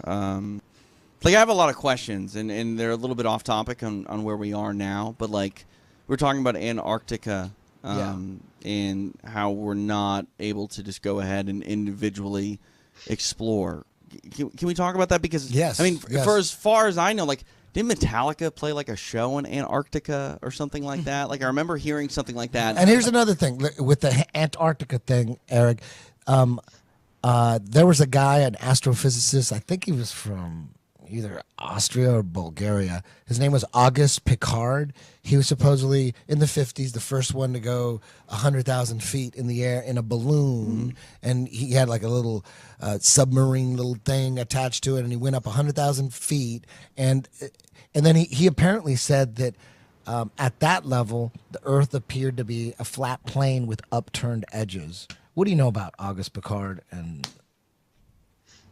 yeah, well, he's just saying that at the time people said that the Earth was a ball, so that the point right below you should be the closest point to you, and the points furthest away should be coming away from you. But what he actually saw was the opposite, where the furthest point from his point of view was right below him, and the horizon on each side of him rose up. So it gives the appearance, of a concavity, so to speak. But what you're really seeing is just a flat plane, and the law of perspective is bringing the ground up to your level. Like I said, if you're actually on a ball, no matter how big that ball was, the horizon wouldn't rise at all. It would stay exactly where it was, and no matter how high you would able to get, you'd have to dip your head further and down to see it. But it's exactly at half of your vision. Half your vision will be sky, half your vision will be ground, because that's the law of perspective. It doesn't matter how high you go, because the Earth is flat, and the plane that we live on, the way we see it, is this point perspective, like all art students are taught. It's not a spherical thing that curves away from you. now talk about Antarctica and the treaty that I think it was 1958 or something, where they made a treaty where no one's allowed to go deep inside. Yeah, that's like we were saying earlier, just after this guy comes back from his military mission to Antarctica, telling everybody that there's untapped resources and all this new land that nobody's ever seen over there. Within a couple of years, the Antarctic Treaty is signed so that no independent exploration of Antarctica is allowed outside of their pre-packaged tour groups, like you were talking about, or their little concert. Yeah, so Metallica or whoever plays a concert in Antarctica, so the Earth is a ball. Again, it's just they're doing these little propaganda pieces to make it seem accessible, to make it seem like this stuff has happened. None of the such has actually happened. Jarl Anderhoy, people who actually try to independently go there, they get caught, fined, put in prison, turn right back around. Rodney Clough is another one. So independent people who want to go there, and they don't tell the government first, they don't pay money to these little travel organizations to have their photo op on the pre-approved spots in Antarctica. People who want to actually independently travel for themselves have been arrested, and there's a treaty preventing it, so that it's being patrolled. They don't allow anyone to get to the edge where they, not the edge of the Earth, but the edge of the oceans, which is where it's contained by the ice wall. How have these people tried to access Antarctica? I mean, I assume it's by ship. Has anyone tried to put a bunch of fuel in a plane and fly over the damn thing where they can't literally be stopped unless they're shot out of the air? Not that I know of. As far as the plane, the people who have gone on ships. There's some speculation. People have wondered about Amelia Earhart, that kind of thing. But that's all speculation. As far as I know, nobody has tried to take a plane and just go south and see how far south they can go.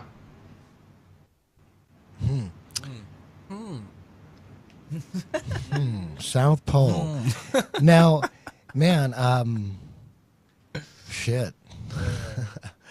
Boom. I'm convinced.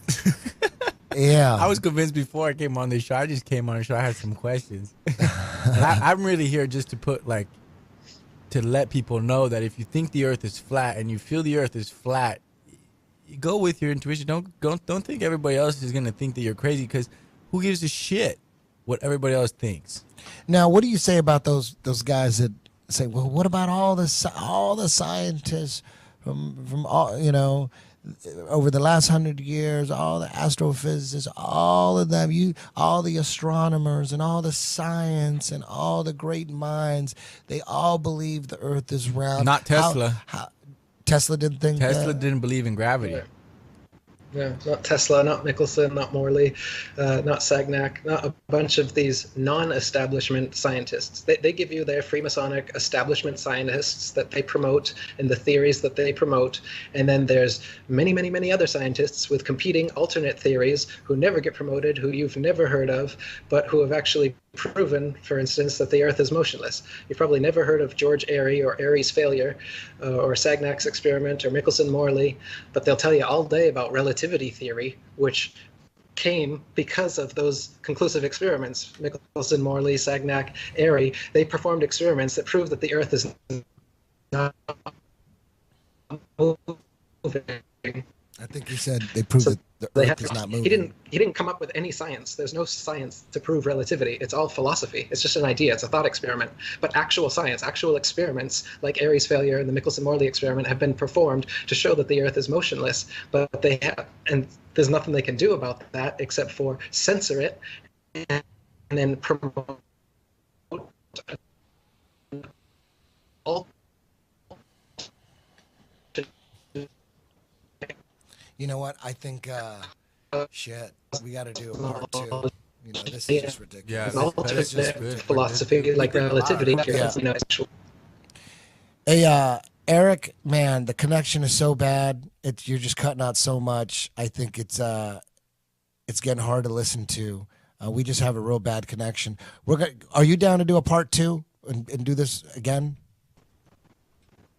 Once we figure out, like, So I don't know what we got to do to get a clear signal. let me just ask Eric a question. Eric, are you hardwired into an internet connection? No, I'm not. I think that is the next step. If we do this again, get him hardwired in.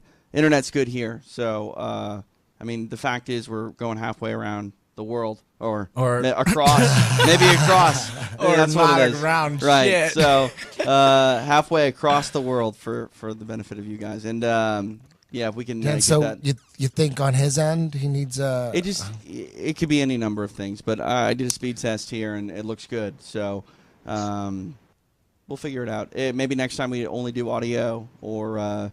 Is there a way maybe next time we only do audio if that's him. more. I mean, I can call the man, so we got the ability to do that too. Can we do that right now?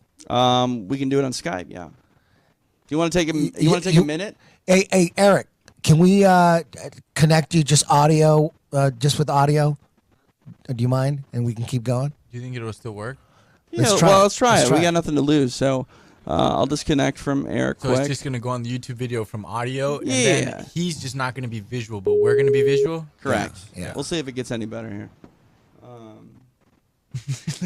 Look at his little picture on Skype. Yeah, he's gone now, but yeah. Yeah. All right, Eric, you there? That was killing me. Yeah, right when you're getting something good, it's like, Yeah, it just stabs me in the heart. Hey, Eric. Yeah, see, I just think it's his connection, unfortunately. Even he's audio. calling right now. He's No. calling right now. Look He's at calling the. loud. Can you hear me? Yeah, Yep. we Can you hear me? I can hear. We can hear you now. What about now? Hello. Can you hear me now? I can hear you now. Can you hear me now? see. There's a bit of a delay. Like, That's way better. well, let me. As long as it's not cutting out, I don't give a shit. Right, Eric. What color is a fire truck? Red. Perfect. That's not that bad of a delay. Yeah. So yeah. we're good. Okay. Continue as normal. Okay. What were you talking about last? I was just talking about how they censor non-establishment science and scientists, and then they promote their Freemasons and their establishment science, like Einstein. So you've never heard of Michelson, Morley, Gale, Sagnac, Airy, and their experiments, which proved that the Earth is motionless, but you have heard of Einstein, who philosophically said it's not motionless and that you can't figure out whether it is or not. So they give you their little scientific heroes, and then they censor and suppress all the other scientists who are saying the opposite things. I mean, just like the flat Earth. I mean, did you know that there's flat Earth books that have existed for hundreds of years? There's excellent flat Earth books, dozens of them that came out at the end of the 1800s. Yeah, you were Nobody taught you that. You were talking about that at the top of the podcast, where there was a resurgence in like what somewhere like in the 1800s there was a flat Earth revival, and there was books. Talk about those guys. Like who were those dudes that were writing those books? The main guy was Samuel Rowbotham, and he just did a bunch of experiments for over 30 years, wrote a bunch of books, and did lectures all over Europe talking about the flat Earth and exposing the heliocentric theory.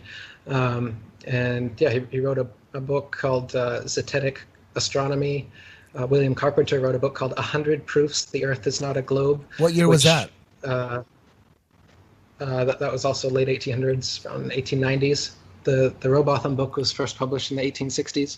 He did experiments over water, seeing if water was convex or flat, used theodolites, telescopes, flags, spirit levels, sextants, used different instruments to record that the supposed curvature of a ball Earth, 25,000 miles in circumference, should be 8 inches per mile when you square the mile. So spherical trigonometry, as you drop off on a ball, the drop gets bigger and bigger as you go.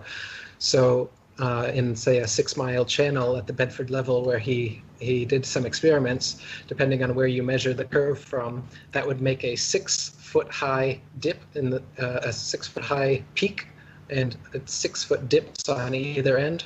Or if you measure from here, it would be 16 feet going down. And he did different experiments to show that there's not even an inch of curvature. So, I mean, and there's many experiments that have been done since then to prove that, the curvature would be visible at sea level even. You go to the beach and you see totally flat beach horizon and you think, well, the Earth's just really big. I wouldn't be able to see it.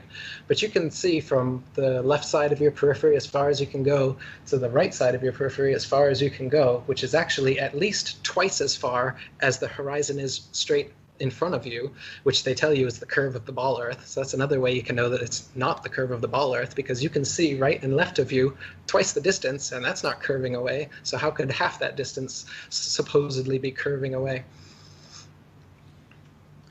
TJ, what do you think about this so far? Is he getting you? No, but no? Here's the problem. Okay. I've done this thought. I've had this thought my entire life about the Earth being round, right? Like, I've been told that. Yeah. And you're not going to be able to convince me on one conversation. Like, this is something that I'm going to have to go ahead and research, even if I want to. Like, that's the question. Like, to me, I'm open to the Earth being flat, but why would I care? Why would I give a shit? Like, I'm not going to fall off. I understand that I'm not going to fall off. If there is a flat Earth, you guys are telling me that I can't even get to the edge because I can't get to Antarctica, and that's the key to getting to the edge. So as a guy who makes podcasts for a living and is consumed with mixed martial arts, what do I care whether or not the Earth is round or flat? Eric? Well, if you care about truth, then you should absolutely care. And if you care about your existence and humanity's existence, then you should care where we came from and what we're living on. Like I said, it's the biggest lie possible. So when I hear this all the time too, people say, what does it matter if it's flat or a triangle or a square? I don't care what shape the Earth is that I'm living on. What a waste of time. It's not about the shape. It's about the lie. It's about the fact that we've been lied to for 500 years and we're still being lied to, and they're fleecing us of money and they're fleecing us of our actual purpose here on Earth and where we come from. Do you think that you came from a big bang explosion accident of matter, and then humanity and consciousness and life just randomly somehow evolved out of that explosion? Is that the cosmology that you've chosen to believe in?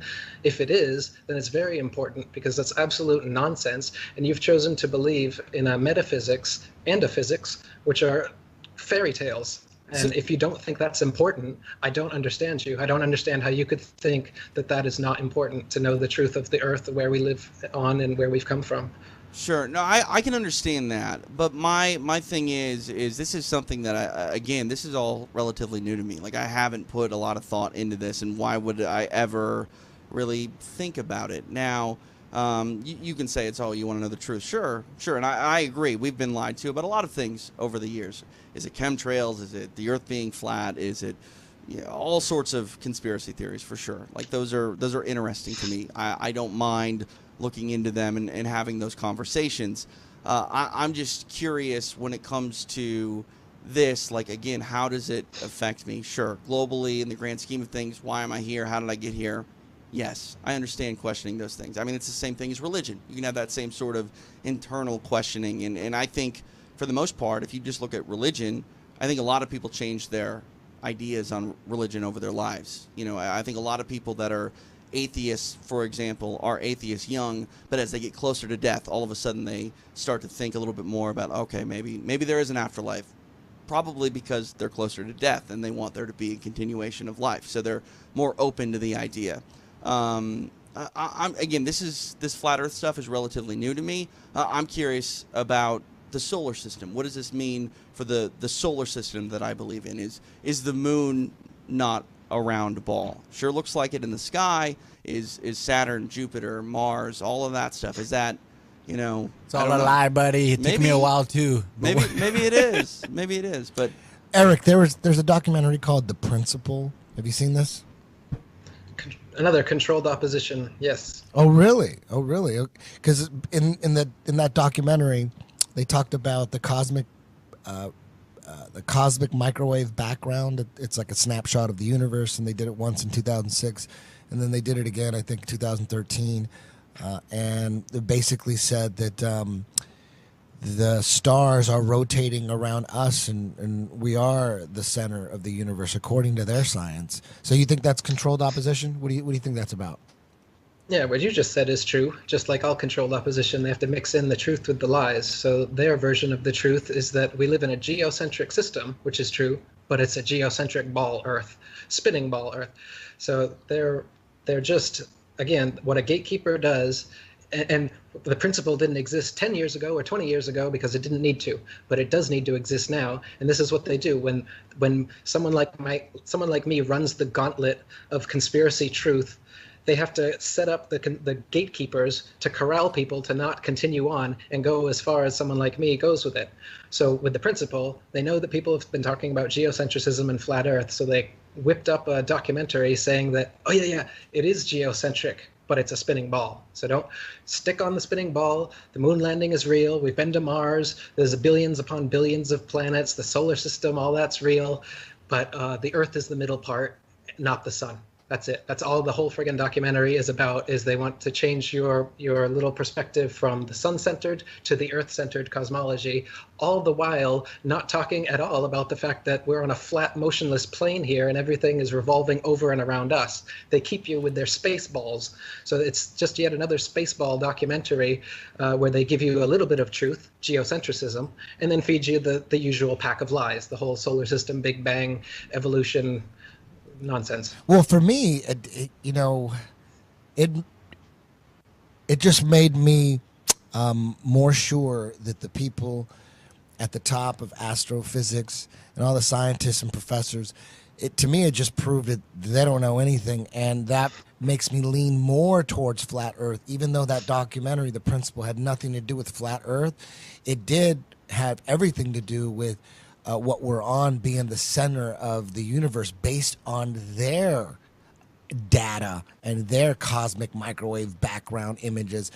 I mean, mainstream science is saying we are the center. They didn't say that we're the flat Earth, but I took that as, oh shit, there's more evidence and that the Earth could be a flat plane based on that. So I think that controlled opposition thing, I don't think it's working. I think it's making people more open to the possibilities that we are living on a flat plane. Do you understand what I'm saying? I hear you, but imagine if they went to my documentary instead of the Principle documentary. I'm not able to make as high quality a documentary as these people are. I don't have the distribution that these people do, but I do have the truthier truth than these people do. They're just taking you a little bit, and then they're packaging it so well that you think, oh, this must be what it is. Just like Alex Jones. They want you, they're giving you your figureheads so that you don't get all the way. And you're saying that, well, isn't it good that they at least took you part of the way? But you're not seeing the intention of setting these things up along the way anyway. If these people weren't there, then you just would have found me right from the beginning, just like everybody would have. If they didn't set up gatekeepers with half-truths, you'd obviously find the real truth right away. And the real truth shines so bright that eventually you guys find me anyway, or you find other genuine researchers who are talking the truth. And then you see someone like Alex Jones who says that the Jews have no involvement in the world conspiracy whatsoever. We've been to the moon. The earth isn't flat. Hang up the phone. Eddie Bravo, we're good friends. Let's come on the show, but then I'm going to censor you. I'll put your video up and then I'll take it down and then I'll pretend that I'm for the truth, but my audience just doesn't. My audience likes bone broth, Eddie. My audience doesn't like truth. My audience can't handle, right? They can handle the ridiculousness that Alex Jones spits all day long, but they can't handle that the earth might be flat, right? All the other crap that he talks about, that's fine, but the flat earth, that would, all my ratings would go down. People wouldn't believe me. Bullshit. Nobody knew who I was before the flat earth. I've been doing this for years. I wrote many books before I wrote about the flat earth. Nobody knew about me. People know about me now because I'm one of the only people actually legit talking about this truth without bringing in a bunch of nonsense like the other shills do. And so when these controlled opposition gatekeepers come up and people are like, well, isn't it good? I mean, I saw him first. Like, if I didn't see him, maybe I wouldn't have gotten to you. No, you would have gotten to me right away. You would have gotten to the genuine people right away if the disingenuous people weren't set up there to corral you beforehand. It's sophisticated, man. And of course, Trump and Alex Jones are part of it. I'm not going to lie. When I the first thing I saw on flat earth was like I was looking through my thing and like something came up about flat earth and I watched it and it was just completely making jokes about it, and I was like, oh, well, that was kind of like a letdown. I thought I was going to get into something pretty crazy here. And then it was all bullshit. It was all like just talking shit about it. And I was like, oh, well. And then I was like, wait a minute, let me do a little bit more searching here. And and then I did. Same thing, man. I searched Same for a thing while. happened to me. And then I got to you. Right, but at first I was like, I'm gonna find something here, and it was like completely like everybody talks about flat Earth. It's like you're ridiculous, ridiculous motherfucker. Look at us. Yeah, we're over here walking on a fucking planet spinning. Yeah, I came across the Flat Earth Society website first when I started looking into flat Earth, and they are of obvious controlled opposition with their arguments like the flat Earth constantly rising to account for gravity, and that turned me off from it. So it did the exact opposite of what Eddie is saying controlled opposition does, and it did exactly what controlled opposition wants to do, which is turn you off from the subject. I thought that is the most ridiculous thing ever. I'm not going to bother waste my time with the flat Earth anymore. So I went away from the subject for almost a year because I met one of their controlled opposition disinformation sites first. You mean the Flat Earth Society? Is that what you're talking about? Yes, the original Flat Earth Society was called the International Flat Earth Research Society, IFRS, which is what I restarted, and I'm the non-official president of that because I called myself the president. I restarted it. It existed before the Flat Earth Society, 13 years before it did. The Flat Earth Society came up as a controlled opposition group because IFRS was being so successful in spreading the Flat Earth truth. So they came up with this other Flat Earth Society, and because it had the Mason money behind it, this guy was on TV all the time bringing a rock saying, I just went to the edge of our flat Earth and I almost fell over, but I was saved by this rock. I'm the president of the Flat Earth Society. And he makes the whole thing look ridiculous, just like David Icke and Alex Jones screaming and talking about reptiles. They make that look ridiculous. So they have the way to prevent these truths from coming out is you have to set your gatekeepers up to say a bunch of nonsense and a bunch of good stuff to corral everybody so that nobody gets to the real information like happened to me. I was turned off from the flat Earth because I found that shit first, and then eventually I found the old 1800s books, which was not controlled opposition. These are written by legitimate everyday guys doing experiments, and that's what brought me back to it. And this is what I'm saying. If all that was available for flat Earth content on the internet was genuine people like this, everyday guys doing experiments, it would be faster than it is right now. The flat Earth movement has been slowed down by these people, not heightened by them. All right, so go ahead. James, what do you think? What do you think? Get on the mic. First of all, I need everybody that has a mic say this is not done to enslave the blacks. Because I can see all my friends listening and looking at this saying, those white boys crazy. They just trying to enslave us. Really, like flat Earth is to enslave black people? That's what they're gonna say. You think so? I think Who's going to say that? Your friends? Yes. You have friends that are going to say it's all a black That's gonna thing. be the first thing they say. Those white boys crazy. They just told us all that so they can enslave us again. That told us the globe model or the flat Earth model? Everything you're saying. Okay. Because they think it's so like pulling the rug from their beliefs. So you think black people would the black people you know would most likely believe in the flat Earth or the ball Earth? What do you think now? Now that all this is They're out, going to look at you guys, and it's like pulling the rug from everything they've been taught. And they go, I'm not white. Well, Yeah, I'm not you're white, not too. dark skinned. I'm Mexican, man. I'm We're darker so than not I white. didn't say my Mexican friend. Okay. I said my black. Okay. No. So now, what do you think? What do you, based on everything you've listened to? What do you think? You're a Christian man. Because you're I'm trying. Well, you're a God-fearing Christian. Christianized. Yeah. We have because- Christians believe, hardcore Christians believe Yeah. the Earth is flat, right? I would think so if they actually look at Genesis and go, oh, wait, all land, then water came and separated everything. Okay. Okay. So what do you think? Interesting. You think Eric Dubay's onto something? That's the first thing. Remember, you gave me his name. That's the first thing I went to. Of course, I saw a lot of stuff, too. Oh, so you've already listened to him before? Yeah. Oh, yeah. I said, okay. I got to at least find out something about this before I go on there. So I've been listening, and I love all the questions you guys been bringing up. That's what people have been sending me. The questions. Yeah. Yeah, but what about this? What about that? What question do you have? You have any questions, or have they all been I've answered? actually been answering them. I said, I can't ask anything now. That's Oh, did we? So You hit everything. Really? Yeah. I've got one question before you wrap up, because obviously everyone has a lot of opinions on the Earth. I want to know if everyone in this room is on the same page about how old the Earth is. How old do you guys think our planet is? I don't know. There's no way that I would know. I'd have to take some unknown scientist's word for it. I would. Right, but I they're mean, gonna like, say 5 billion. I don't. Who knows? Yeah, it's There's old, no way. old as fuck, and whoever I think our civilization, human beings, were way more high tech, way more evolved in every which way before. I think that's the truth. Like, and then we came in for whatever reason. Now we're like starting all over again.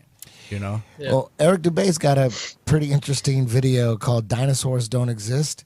And that's another one. When you first hear that, you're like, what? That is the dumbest shit ever. Of course they exist.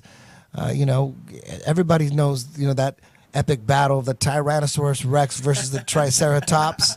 Everybody knows that shit. I saw it at Disneyland. Everybody's rooting for the Triceratops, right? Triceratops underdog with the horns.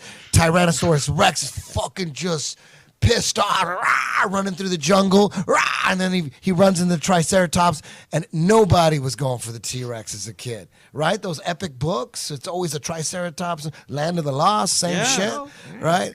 And the one thing I found out from Eric Dubay's Dinosaurs Don't Exist video is, I didn't know this.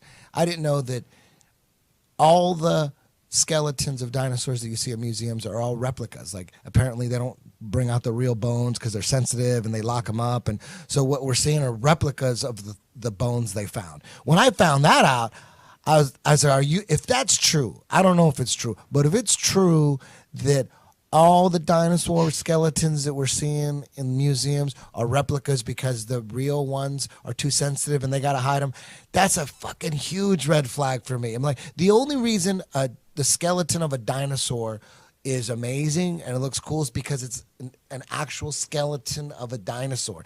If it's not real, if it's a replica, you might as well put fake skin on it. Sure. Put fake skin, put the teeth in. Why are we looking at a fake skeleton? Well, for it to be a replica, it has to be real. Otherwise, it's just fake.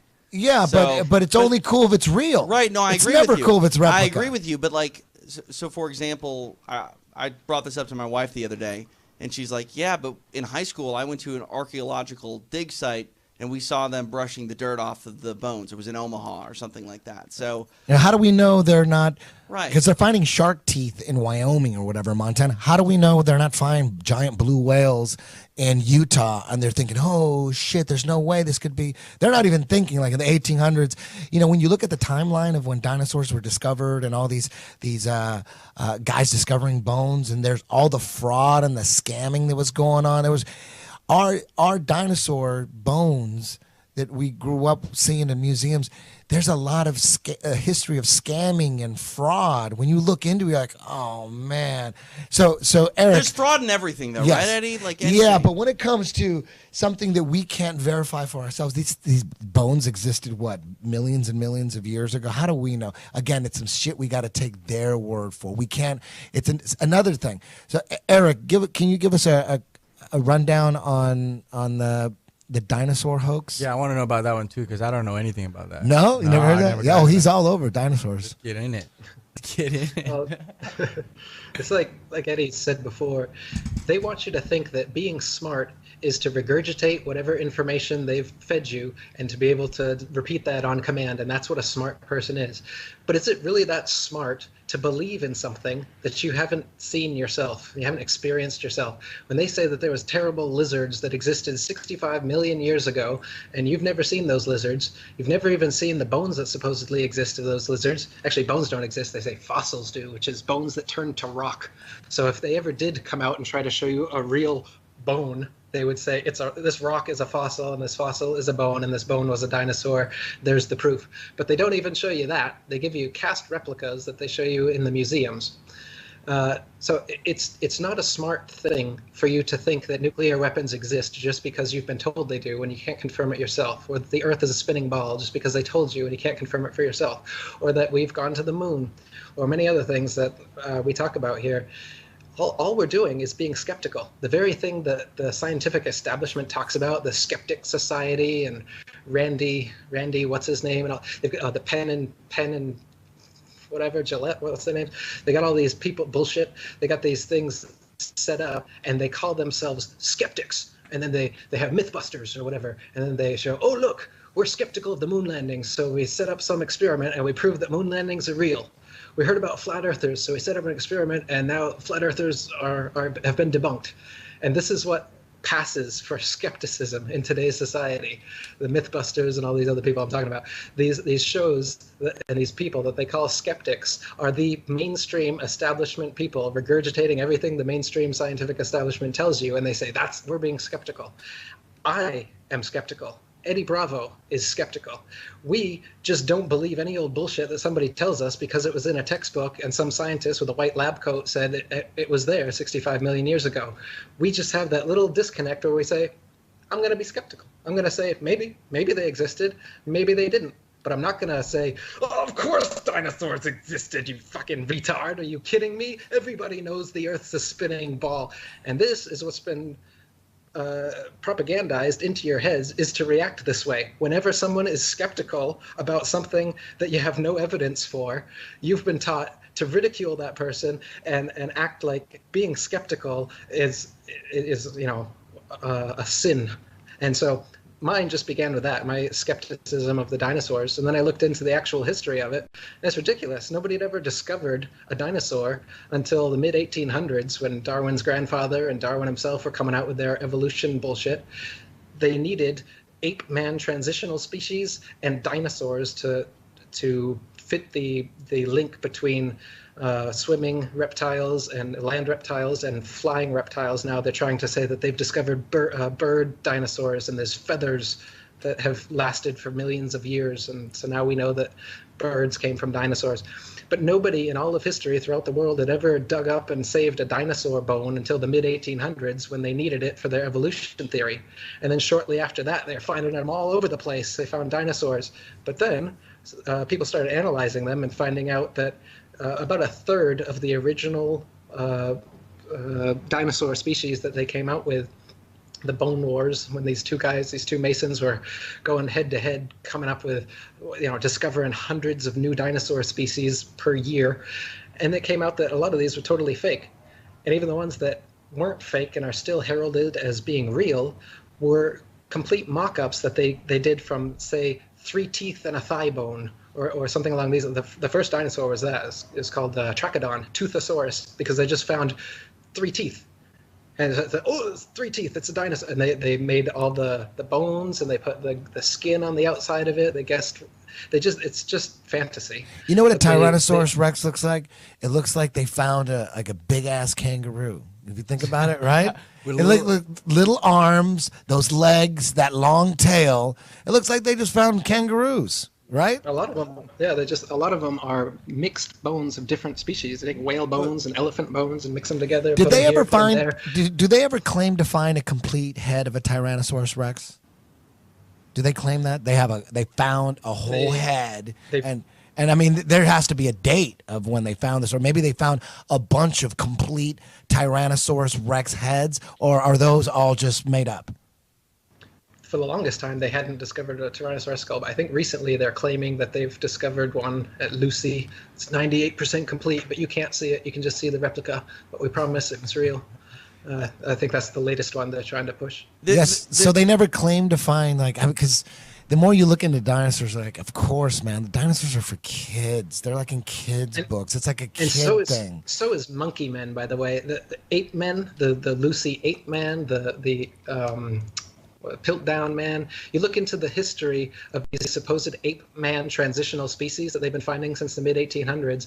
Every single one of them has been debunked, including Lucy, which is one of the latest ones. They just take a bunch of human bones and ape bones, mix them together, and they say, look, it's a Neanderthal, it's a this, it's a that, it's a Cro-Magnon. They come up with different classifications for them, and then put them on a little thing that you've all seen since you're 5 years old, a little monkey, and then you, and a bunch of nonsense in between. There's a million questions that I got going through my head right now. Go for it. But I'm looking at YouTube, and some people chatting bring up some good points. And Eric a moment ago said that questioning things is like a sin. You're sort of chastised for it. And I think that no one will ever really question you questioning things and criticize you for doing it. It's those that can't do it in a rational state of mind, those that get a little bit animated. Like Alex Jones gets criticized because he gets so animated and so crazy. And, like I watched the Rogan show that you guys did, and do I respect Alex Jones more? Yeah, absolutely. Because when he's calm, when he's collected and cool and comfortable and not so, not that he's not passionate, but when he can control his passion, like he makes some sense, okay? I'm not going to say that he's right. I'm not going to say that he's right about everything, but he brings up a lot of things that ends up being true or plausible, or at least when he says it in a clear way with complete sentences and isn't throwing his hands up in the air and turning red in the face, it makes a bit more sense.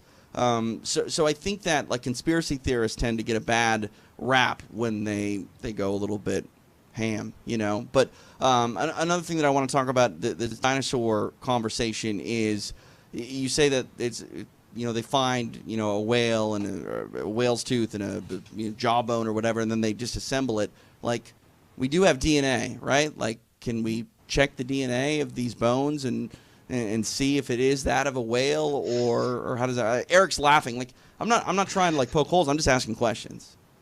No, I'm laughing because you're just giving another thing that you can't confirm for yourself, that you have to take someone else's word for, and you're like, oh, well, if somebody in a white lab coat says that this is the DNA of a dinosaur, then I guess I'll believe him.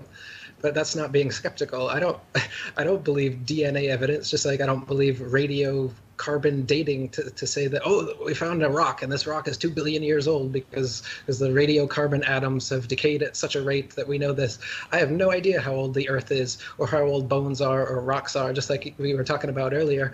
I have no idea, and neither do the scientists, but they come up with a bunch of nonsense to make you think that they know what it came from, and then a bunch of skeptical people just believe them based on their hearsay. Well, let me ask you this, Eric, then. What do you believe in? Do you believe in anything that anybody's ever told you, or do you only believe in things that you've researched yourself? So that's kind of like a straw man, where you're trying to categorize me as someone that doesn't believe in anything. Not at all. Fake. I'm just saying that Eddie I talked accept about a lot the of spell things where- in life, where he says that and nobody thinks that there's a aircraft carrier conspiracy theory because we all know aircraft carriers exist. I love that rant that he goes on, and he says a bunch of other things that we all know exist. Nobody thinks bears don't exist. We've all seen a bear. But you haven't seen a dinosaur, you haven't seen a nuclear weapon, and you haven't seen the spinning ball Earth, you haven't walked on the moon yourself, all of these things. So you're just taking an authority's word for it, and all we're saying is be skeptical. Sure. And while you're being skeptical, there's a bunch of evidence that's totally against the mainstream version. And while you're being skeptical and looking at that evidence, you start compiling more and more of the evidence until you become like me, and you find you know the truth. I don't believe the Earth is flat and motionless. I know it is. Water doesn't curve around a ball. The horizon is always level. Shapes don't conform to the water doesn't conform to the exterior of shapes. A negative and positive pressure system can't exist side by side without a barrier in between them. Rivers only flow downhill, but on a globe they'd be flowing in all directions. I can get, like I said, 200 proofs Earth is not a spinning ball, and that's just 200. I came up with 200 because William Carpenter came up with 100 in the 1800s, and I wanted to double it.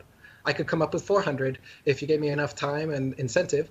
People are doing it right now. There's new flat Earth proofs coming up all the time because it's testable, Right. repeatable, natural science that we can do ourselves. The kind of science, in quotes, that you're getting from these figureheads is not observable, testable, repeatable, natural science that you can do yourself. It's stuff that they claim that only they can do with a Hubble telescope. Only we can take images, CGI images of fake planets with our Hubble telescope. You can't.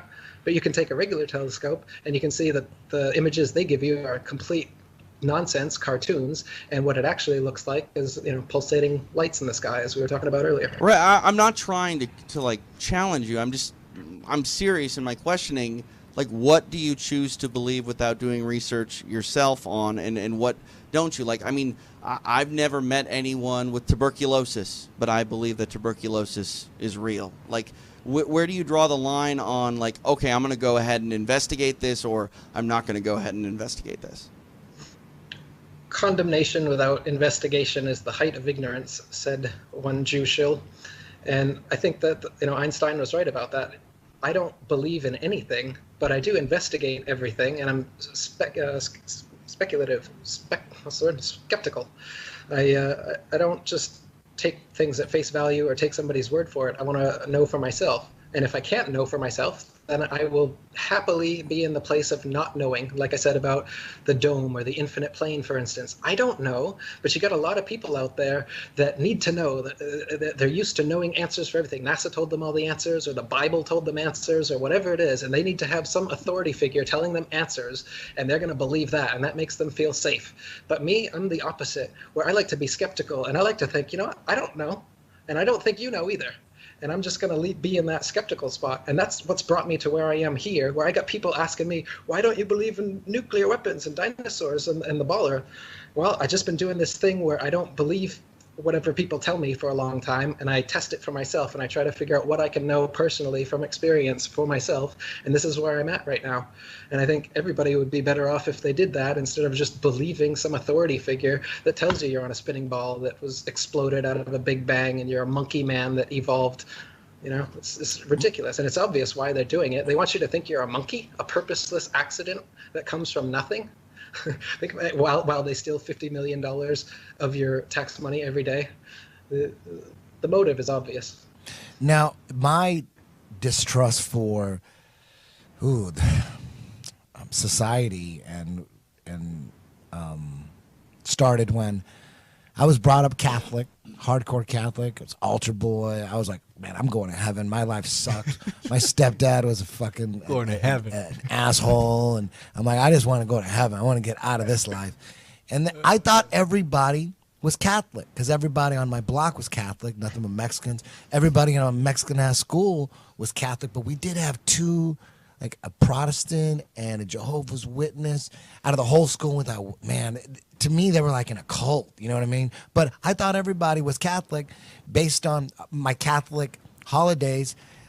You'd see them on TV. There'd be different strokes, and it'd be the Christmas special or Three's Company, the Halloween special. And it seemed like everybody was Catholic to me. And then at like 11 or 12, I start finding out that there's all these different religions and Catholicism. Not everyone's a Catholic, and there's Jews and there's Muslims and there's all these. And right away, I thought, okay, who's right? How do we know we're right? How do we know it? So right away, I just became an atheist. I got into speed metal, started playing drums in bands, writing satanic lyrics. Not because I was satanic, but because I was an atheist and I did it to scare people. Like I would, on my peachy folder, I'd, draw upside down crosses and write some satanic verse from some Slayer song, just so the girl next to me in class would trip out on me. You know what I mean? I'd wear like evil shirts and stuff, but I didn't believe it. It was like I was into The Exorcist or something, into horror movies, but it was music. And then I got really into speed metal, and there was a lot of Satanism in the lyrics, but not for, even at 14 and 15, not for 1 second did I believe Slayer were actually into Satan. I got it. At 15, I got it. I go, we're all putting on a show here.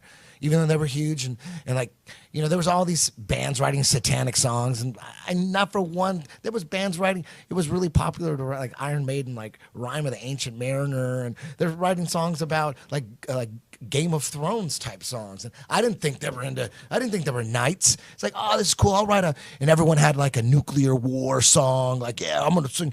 This song's I had a song called Nuclear Death. It was about nuclear war. It's about blowing up the world. Everyone, and, and then when I was 15, 2020 had this special on satanic music and how it's sweeping the nation and it's getting all these kids into Satan, and they're starting to worship Satan. And if your son has this Judas Priest album, he probably has a satanic Bible. And if he has a Twisted Sister album, and to me, I'm into Slayer and Metallica, and they're talking about Twisted Sister and Judas Priest.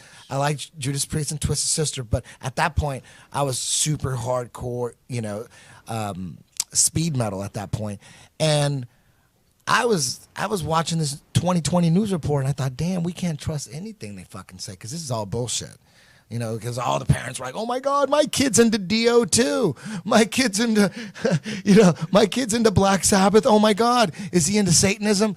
So right there, me and my friends were like, fuck this. We couldn't trust the news right there at 15. They lied to me about like religion, and now they're bullshitting about us kids being actually into Satan. Like, we're not into Satan. We're just writing satanic lyrics. Settle down. we're not going to sacrifice anybody. So that's how it started. And man, I didn't know shit about how the world ran, really. I just didn't trust shit. I'm 16, 17. At 16, I formed a band with James. He played guitar. I played drums. He wrote a lot of lyrics too. I wrote lyrics. And the band was called Resistance. Our first band was called Resistance. So right away, we were conspiracy theorists and didn't even know it. And we had no idea how we were being fucked. We had no idea. We just wrote songs like pretending like we knew.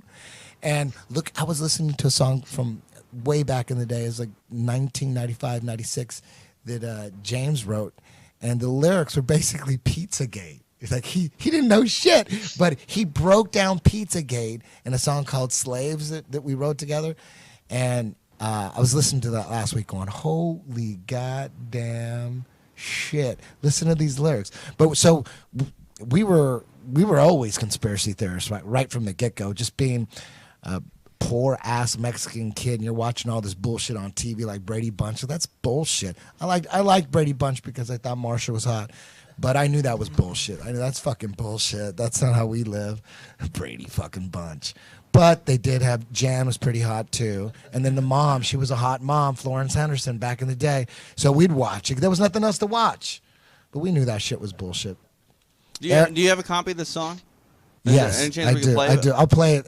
I'll play it it on the way out. Yes. That'd be cool. Eric, what do you think about Different Strokes? Did you ever watch Different? You didn't watch Different Strokes? What about Three's Company? Now, we'll say Three's Company, that's some serious shit. Three's Company. Did you ever watch Three's Company? No. Cron? I don't That's watch before TV. your time. I don't watch TV. You got to go back and watch Three's Company. Three's Company is John Ritter. He's faking being gay so that he could live with two chicks because they're. Is that a movie or a TV show? It's a TV show. Oh, I bet he's heard the song. Oh man, come on, knock on my door. Come on, knock on my door. They're waiting for you. So it's Suzanne Summers is one of the girls, and Joyce DeWitt, Janet and Chrissy. So he's living with these two hot chicks, and he has to pretend he's gay, otherwise the manager will kick him out. So the manager is like always the landlord. He's always like, "You gay?" The first landlord they had, Mr. Roper, he was totally convinced John Ritter was gay. He was so convinced. He just like thought he was so fruity, so he got away with it. And every now and then he would almost get caught because he was like on a date with a chick, and then Mr. Roper's coming and knocking on the door, and he's got to hide the chick, so he has to always pretend he's gay. But Mr. Roper was always like, "Yeah, of course he's gay." You know, and it was kind of like an insult. Of course you're gay. Look at you, you fruit. But then they got rid of Mr. Roper and brought in Mr. Furley, Don Knotts. That dude didn't trust John Ritter. He's like, he didn't think he was gay. He thought he was on to him. But I highly recommend that. And they talk about flat Earth too, so you should get on that. I think I saw an episode once, 20 years ago. Seriously. So, hey, I believe in searching for the truth. I'm fascinated searching for the truth. Some people at night are watching boxing and kickboxing and MMA. I'm just trying to figure out the truth, sifting through YouTube videos. The funny thing is I got guys talking shit on me for getting on YouTube and watching documentaries, and then they'll send me a debunk video from YouTube. And I'm like, bro, that's YouTube. And they'll say, not all YouTube videos are created equal. I'm like, you are trying to debunk YouTube videos with YouTube videos? Don't you see what's wrong with that? It doesn't make any sense. YouTube's not research. You didn't know? Yeah. You got to go to the library. Yeah. You got to go to the library. Unless, you're not wearing a lab coat. That's not research. Yeah, like you have to, when people talk shit, oh, what did you read that at the internet? I'm like, dude, what the fuck do you look at? Are you going to the library? Who's going to the library? When's the last time you've been in a motherfucking library?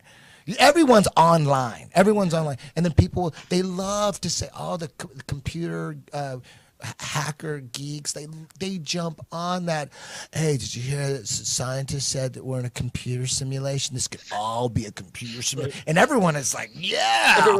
Everybody's fucking. I saw that movie. Everybody's into it. It's the Matrix. Everyone's like, yes, that's it. We're a fucking. But then you talk about flat Earth, like you're a fucking retard. Hey, honestly, the same people. Honestly, though, think about this. If bandwidth hadn't improved, none of this would have taken off. Seriously, because if you were on 56K modems, you're not renting these movies from the video store. Like, nobody is doing the research or getting access to the research that you would need internet to make. Yeah, I mean, if you're going to go ahead and really be a flat earther, like, you got to watch Eric Dubay's work. You got to do all that stuff. You got to read. You got to find this stuff. And, odds are you're not doing that, dialing into America Online and, doing all that nonsense. There was a paleontologist on Joe Rogan's podcast. He had a green beard, but he hates Eric Dubay. Oh, I saw this. The one thing that he was like, dude, we're living in a fucking amazing point in time. All the world's knowledge, dude, you can get it on your watch. If you have an iPhone watch, it's all right there. They're like fascinated with all the world's information on a watch. And then you bring up some controversial shit that goes against his beliefs. Where'd you find that on the internet? I'm like, wait a minute, didn't you have all the world's knowledge on you? What is your phone connected to? Like a direct line into the library or something? That dude wants to destroy Eric. He wanted to take he wanted to wait outside with a baseball bat if I was ever on Joe's show. And Joe's like, whoa, man, you want like physical violence on the guy? Wouldn't you want to just sit down and talk to him? And he's like, no. And the reason is because he's a paleontologist, which are these people who get paid for lying about this stuff. So I'm exposing what he's lying about, and his job will be null and void once the information that I'm exposing gets out. So he's pissed off because his cushy day job is about to go bye-bye once the dinosaur hoax is exposed. He doesn't have a job. He's a bartender. He's a paleontologist with a green goatee. Yeah. Dude can't do a sit-up. He doesn't give a shit about his body. His body looks like shit. He don't give a fuck about it. And he's talking about he's a paleontologist when he's a bartender. Come on, man. He don't even have he can't even make money being a paleontologist. And he's like, if he was legit paleontologist and dinosaurs existed, he would laugh me off. He would not get violent. He would not say "fuck you, Eric Dubay" and all. I mean, if I could count the times he told me to fuck myself, I'd probably be a rich man, dime every time. He was pissed and wanting violence and not wanting a discussion. That was the point, is that he didn't want a discussion with me, because anything like that would just bring more attention to the information I'm exposing and would put him out of his job and make him known to be the liar that he is, and he's scared of that. And there's a lot of people that are scared of that. And he was bragging about his license plate saying Decepticon. Remember that? He brought that shit up. Who brings up their fucking license plate on a podcast? He gets on Joe Rogan's podcast, and somehow he works into the conversation that his license plate says Decepticon, and he's like really proud of it. Like, what kind of dumbass does that? He just wants to be recognized in traffic. That's the only reason you would give out your license plate name. I got a question, Eddie. Now that you maybe don't believe in planets, what are you gonna do about 10th Planet Jiu-Jitsu? You can't play both sides of the table. Hey, I'm glad you asked. I'm glad you asked. Can you see my? I saw that. You see this? You know, it's funny because you see this? Nathan told me last night. You're not changing it, are you? You see that? Are you 10th plane? That's a nice 10th plane, baby. You're gonna change 10th plane jiu-jitsu. Who cares? Nathan told me. Wow. Nathan told me last night. He's like, man, it doesn't make any sense. He's got to pick one side. He can't be flat Earth and believe in planets. This is some bullshit. Get to the bottom of this. 10th plane, baby. You see the shirt? Yeah, this 10th is for plane. real. That's official. That's for real. Yeah, take the fucking. It's 10p. 10p could be planet or plane. Planet is old school. Hey, I'm not ashamed of believing in. You know, I used to watch stacks and stacks of space documentaries. I'll just get get my natural medicines out, and I go deep trying to remember all this shit. Like, oh, that's a neutron star. Oh shit, okay, that's what a super hypernova looks like. Oh shit, okay. Oh, that star is 700,000 light years away from that constellation. Fuck yeah, I better remember that shit. I was all into that. I was totally into it. I was super into anything space. Are you kidding? The Science Channel? Shit. Are you kidding me? I would DVR science, anything on space. Space, just show it to me. What am I going to watch right now? The sun?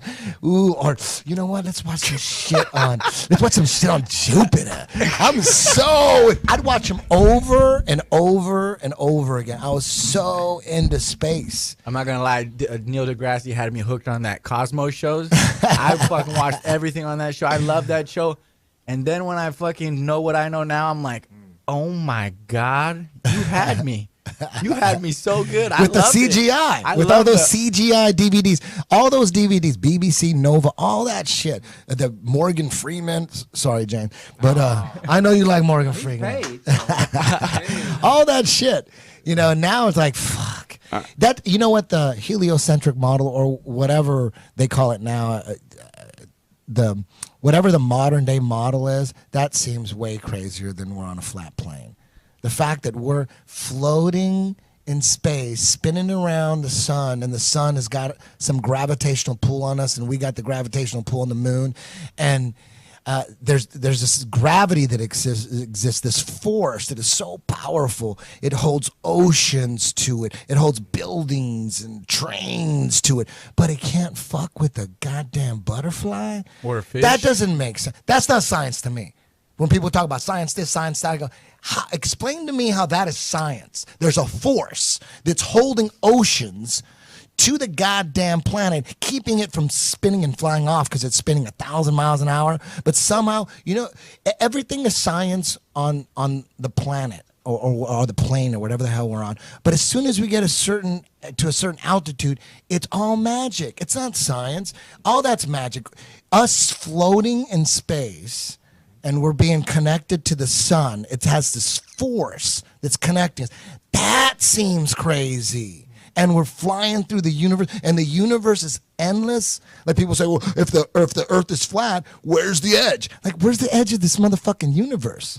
It's infinite. Yeah. Oh, yeah. Right. Maybe the plane's infinite. I don't know. Sure. If there has to be an edge to the plane, there has to be an edge to the universe. I mean, and the big. And you look back at the Big Bang Theory. We're gonna go on that. Something fucking exploded, and then that's how we started. Something motherfucking exploded, and then we're here. Come on. To get all like crazy, whatever the secrets of the universe are, I'm a human being where everything has a beginning, middle, and an end. So I, therefore, have to think that everything has a beginning, middle, and an end. But in the grand scheme of things, just to think about the beginning, something always had to have just been, right? Like something can't create something. Something can't, like a cause and effect. Like there has to always be a cause. Therefore, there always has to be a present. Or does that make sense? Like, yeah, I get it. I get it. Hey, man, I was violent when people brought up Flat Earth to me, man. I was Sure. like, I was fucking pissed. I go, I'm trying to fucking get Tower 7 out, and you're coming at me with this fucking Flat Earth bullshit. have you fully You know what I accepted mean? it yet? Because I'm looking at that 10th plane shirt, and that Earth sure looks round. There, you know what? Until I see pictures of what we're on from space, I'll never know for sure. I'm not sure. Because you know what? When it comes to those experiments where, you know, every 8 miles or every mile it's supposed to curve, I can't really get behind that kind of stuff because if you took out all let's just say it was round, all right, and it was 25,000 miles in circumference, let's say, and then you took away all the water, it wouldn't be like a ball, like a straight basketball. You could, you know, because of the mountains and the valleys and the oceans and all the deep crevices. So who knows? You know, it's like trying to measure the curvature on the side of a mountain going down. It's like there's no curvature; it's going down. It's like it all depends on what you're on. So, you know, measuring the curvature on water, that makes more sense to me. But when you measure, you know, every mile is going to be this building should be underground or whatever. To me, I fall to the side where it's just you can't see it's too close. You need to be far away. So I can't really, buy into that so much. I don't doubt it, you know, that much. I don't know. But to me, it just always comes back to, where are the goddamn pictures of Earth from motherfucking Right. space? Well, you can have all your goddamn experiments. You can have the horizon rising to eye level. I'm down with that. The eye level horizon thing, that makes a lot of sense to me. But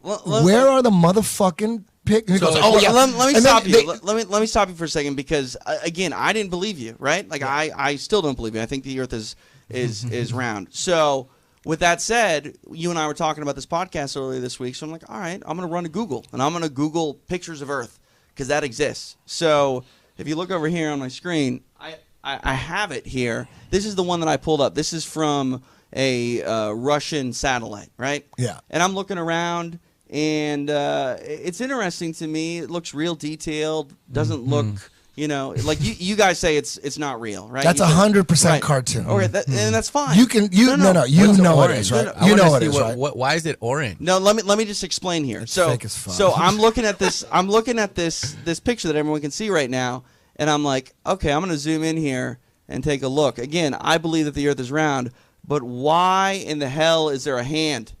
Oh no! Why is there a Photoshop? Why is there a hand? Why is there a Photoshop hand on the most detailed satellite? Well, because it's clearly Photoshop. Of course. A 4-year-old can forgot to tell. take- Right, but again, like the point is, this is taking off, right? This whole flat Earth thing is taking off. If you're going to post a picture up on the internet and say that it's the most detailed picture ever taken from space, don't have the grabby hand tool still on the picture. Yeah. Well, they admit it. I mean, there's video of an artist that was assigned the job to make like a new Earth version 2 or whatever it was. He talks about using his imagination and taking these strips of data that NASA provided for him and then coming up with what he thought the Earth would look like based on these strips of data from satellites of the Earth. Come on, man. You guys, how many, 500, what is it, $50 million a day NASA gets? For what? What have they provided for humanity? Space shuttles don't even go up no more. They abandoned the Saturn, the moon missions, and they trashed the Saturn rocket technology that took them there supposedly 6 times. You trash that shit? That shit don't exist. You're trying to get to the moon now. They're trying to get to the moon now. The head of NASA's in front of Congress going, we're trying to get to the moon. We need more money. Didn't we fucking go there 6 times already? Don't we already? That's science. That's science to me. Right. That's street science. That's street detective science. Wait a minute. You went 6 times from 1969 to 1972. You went 6 times, all during Richard Nixon's administration. Right, the first time we went to the moon, right in the middle of Vietnam? Right in the middle of the Vietnam War? We're going to go to the fucking moon? Come on. Come on. Is that a coincidence that right in the middle, in 1969, right in the middle of the height of the Vietnam War, Right. we go to the fucking moon? The greatest achievement of mankind? Come on, that seems like... And all 6 missions were during Nixon's administration. The most crooked one of the most crooked motherfuckers out there.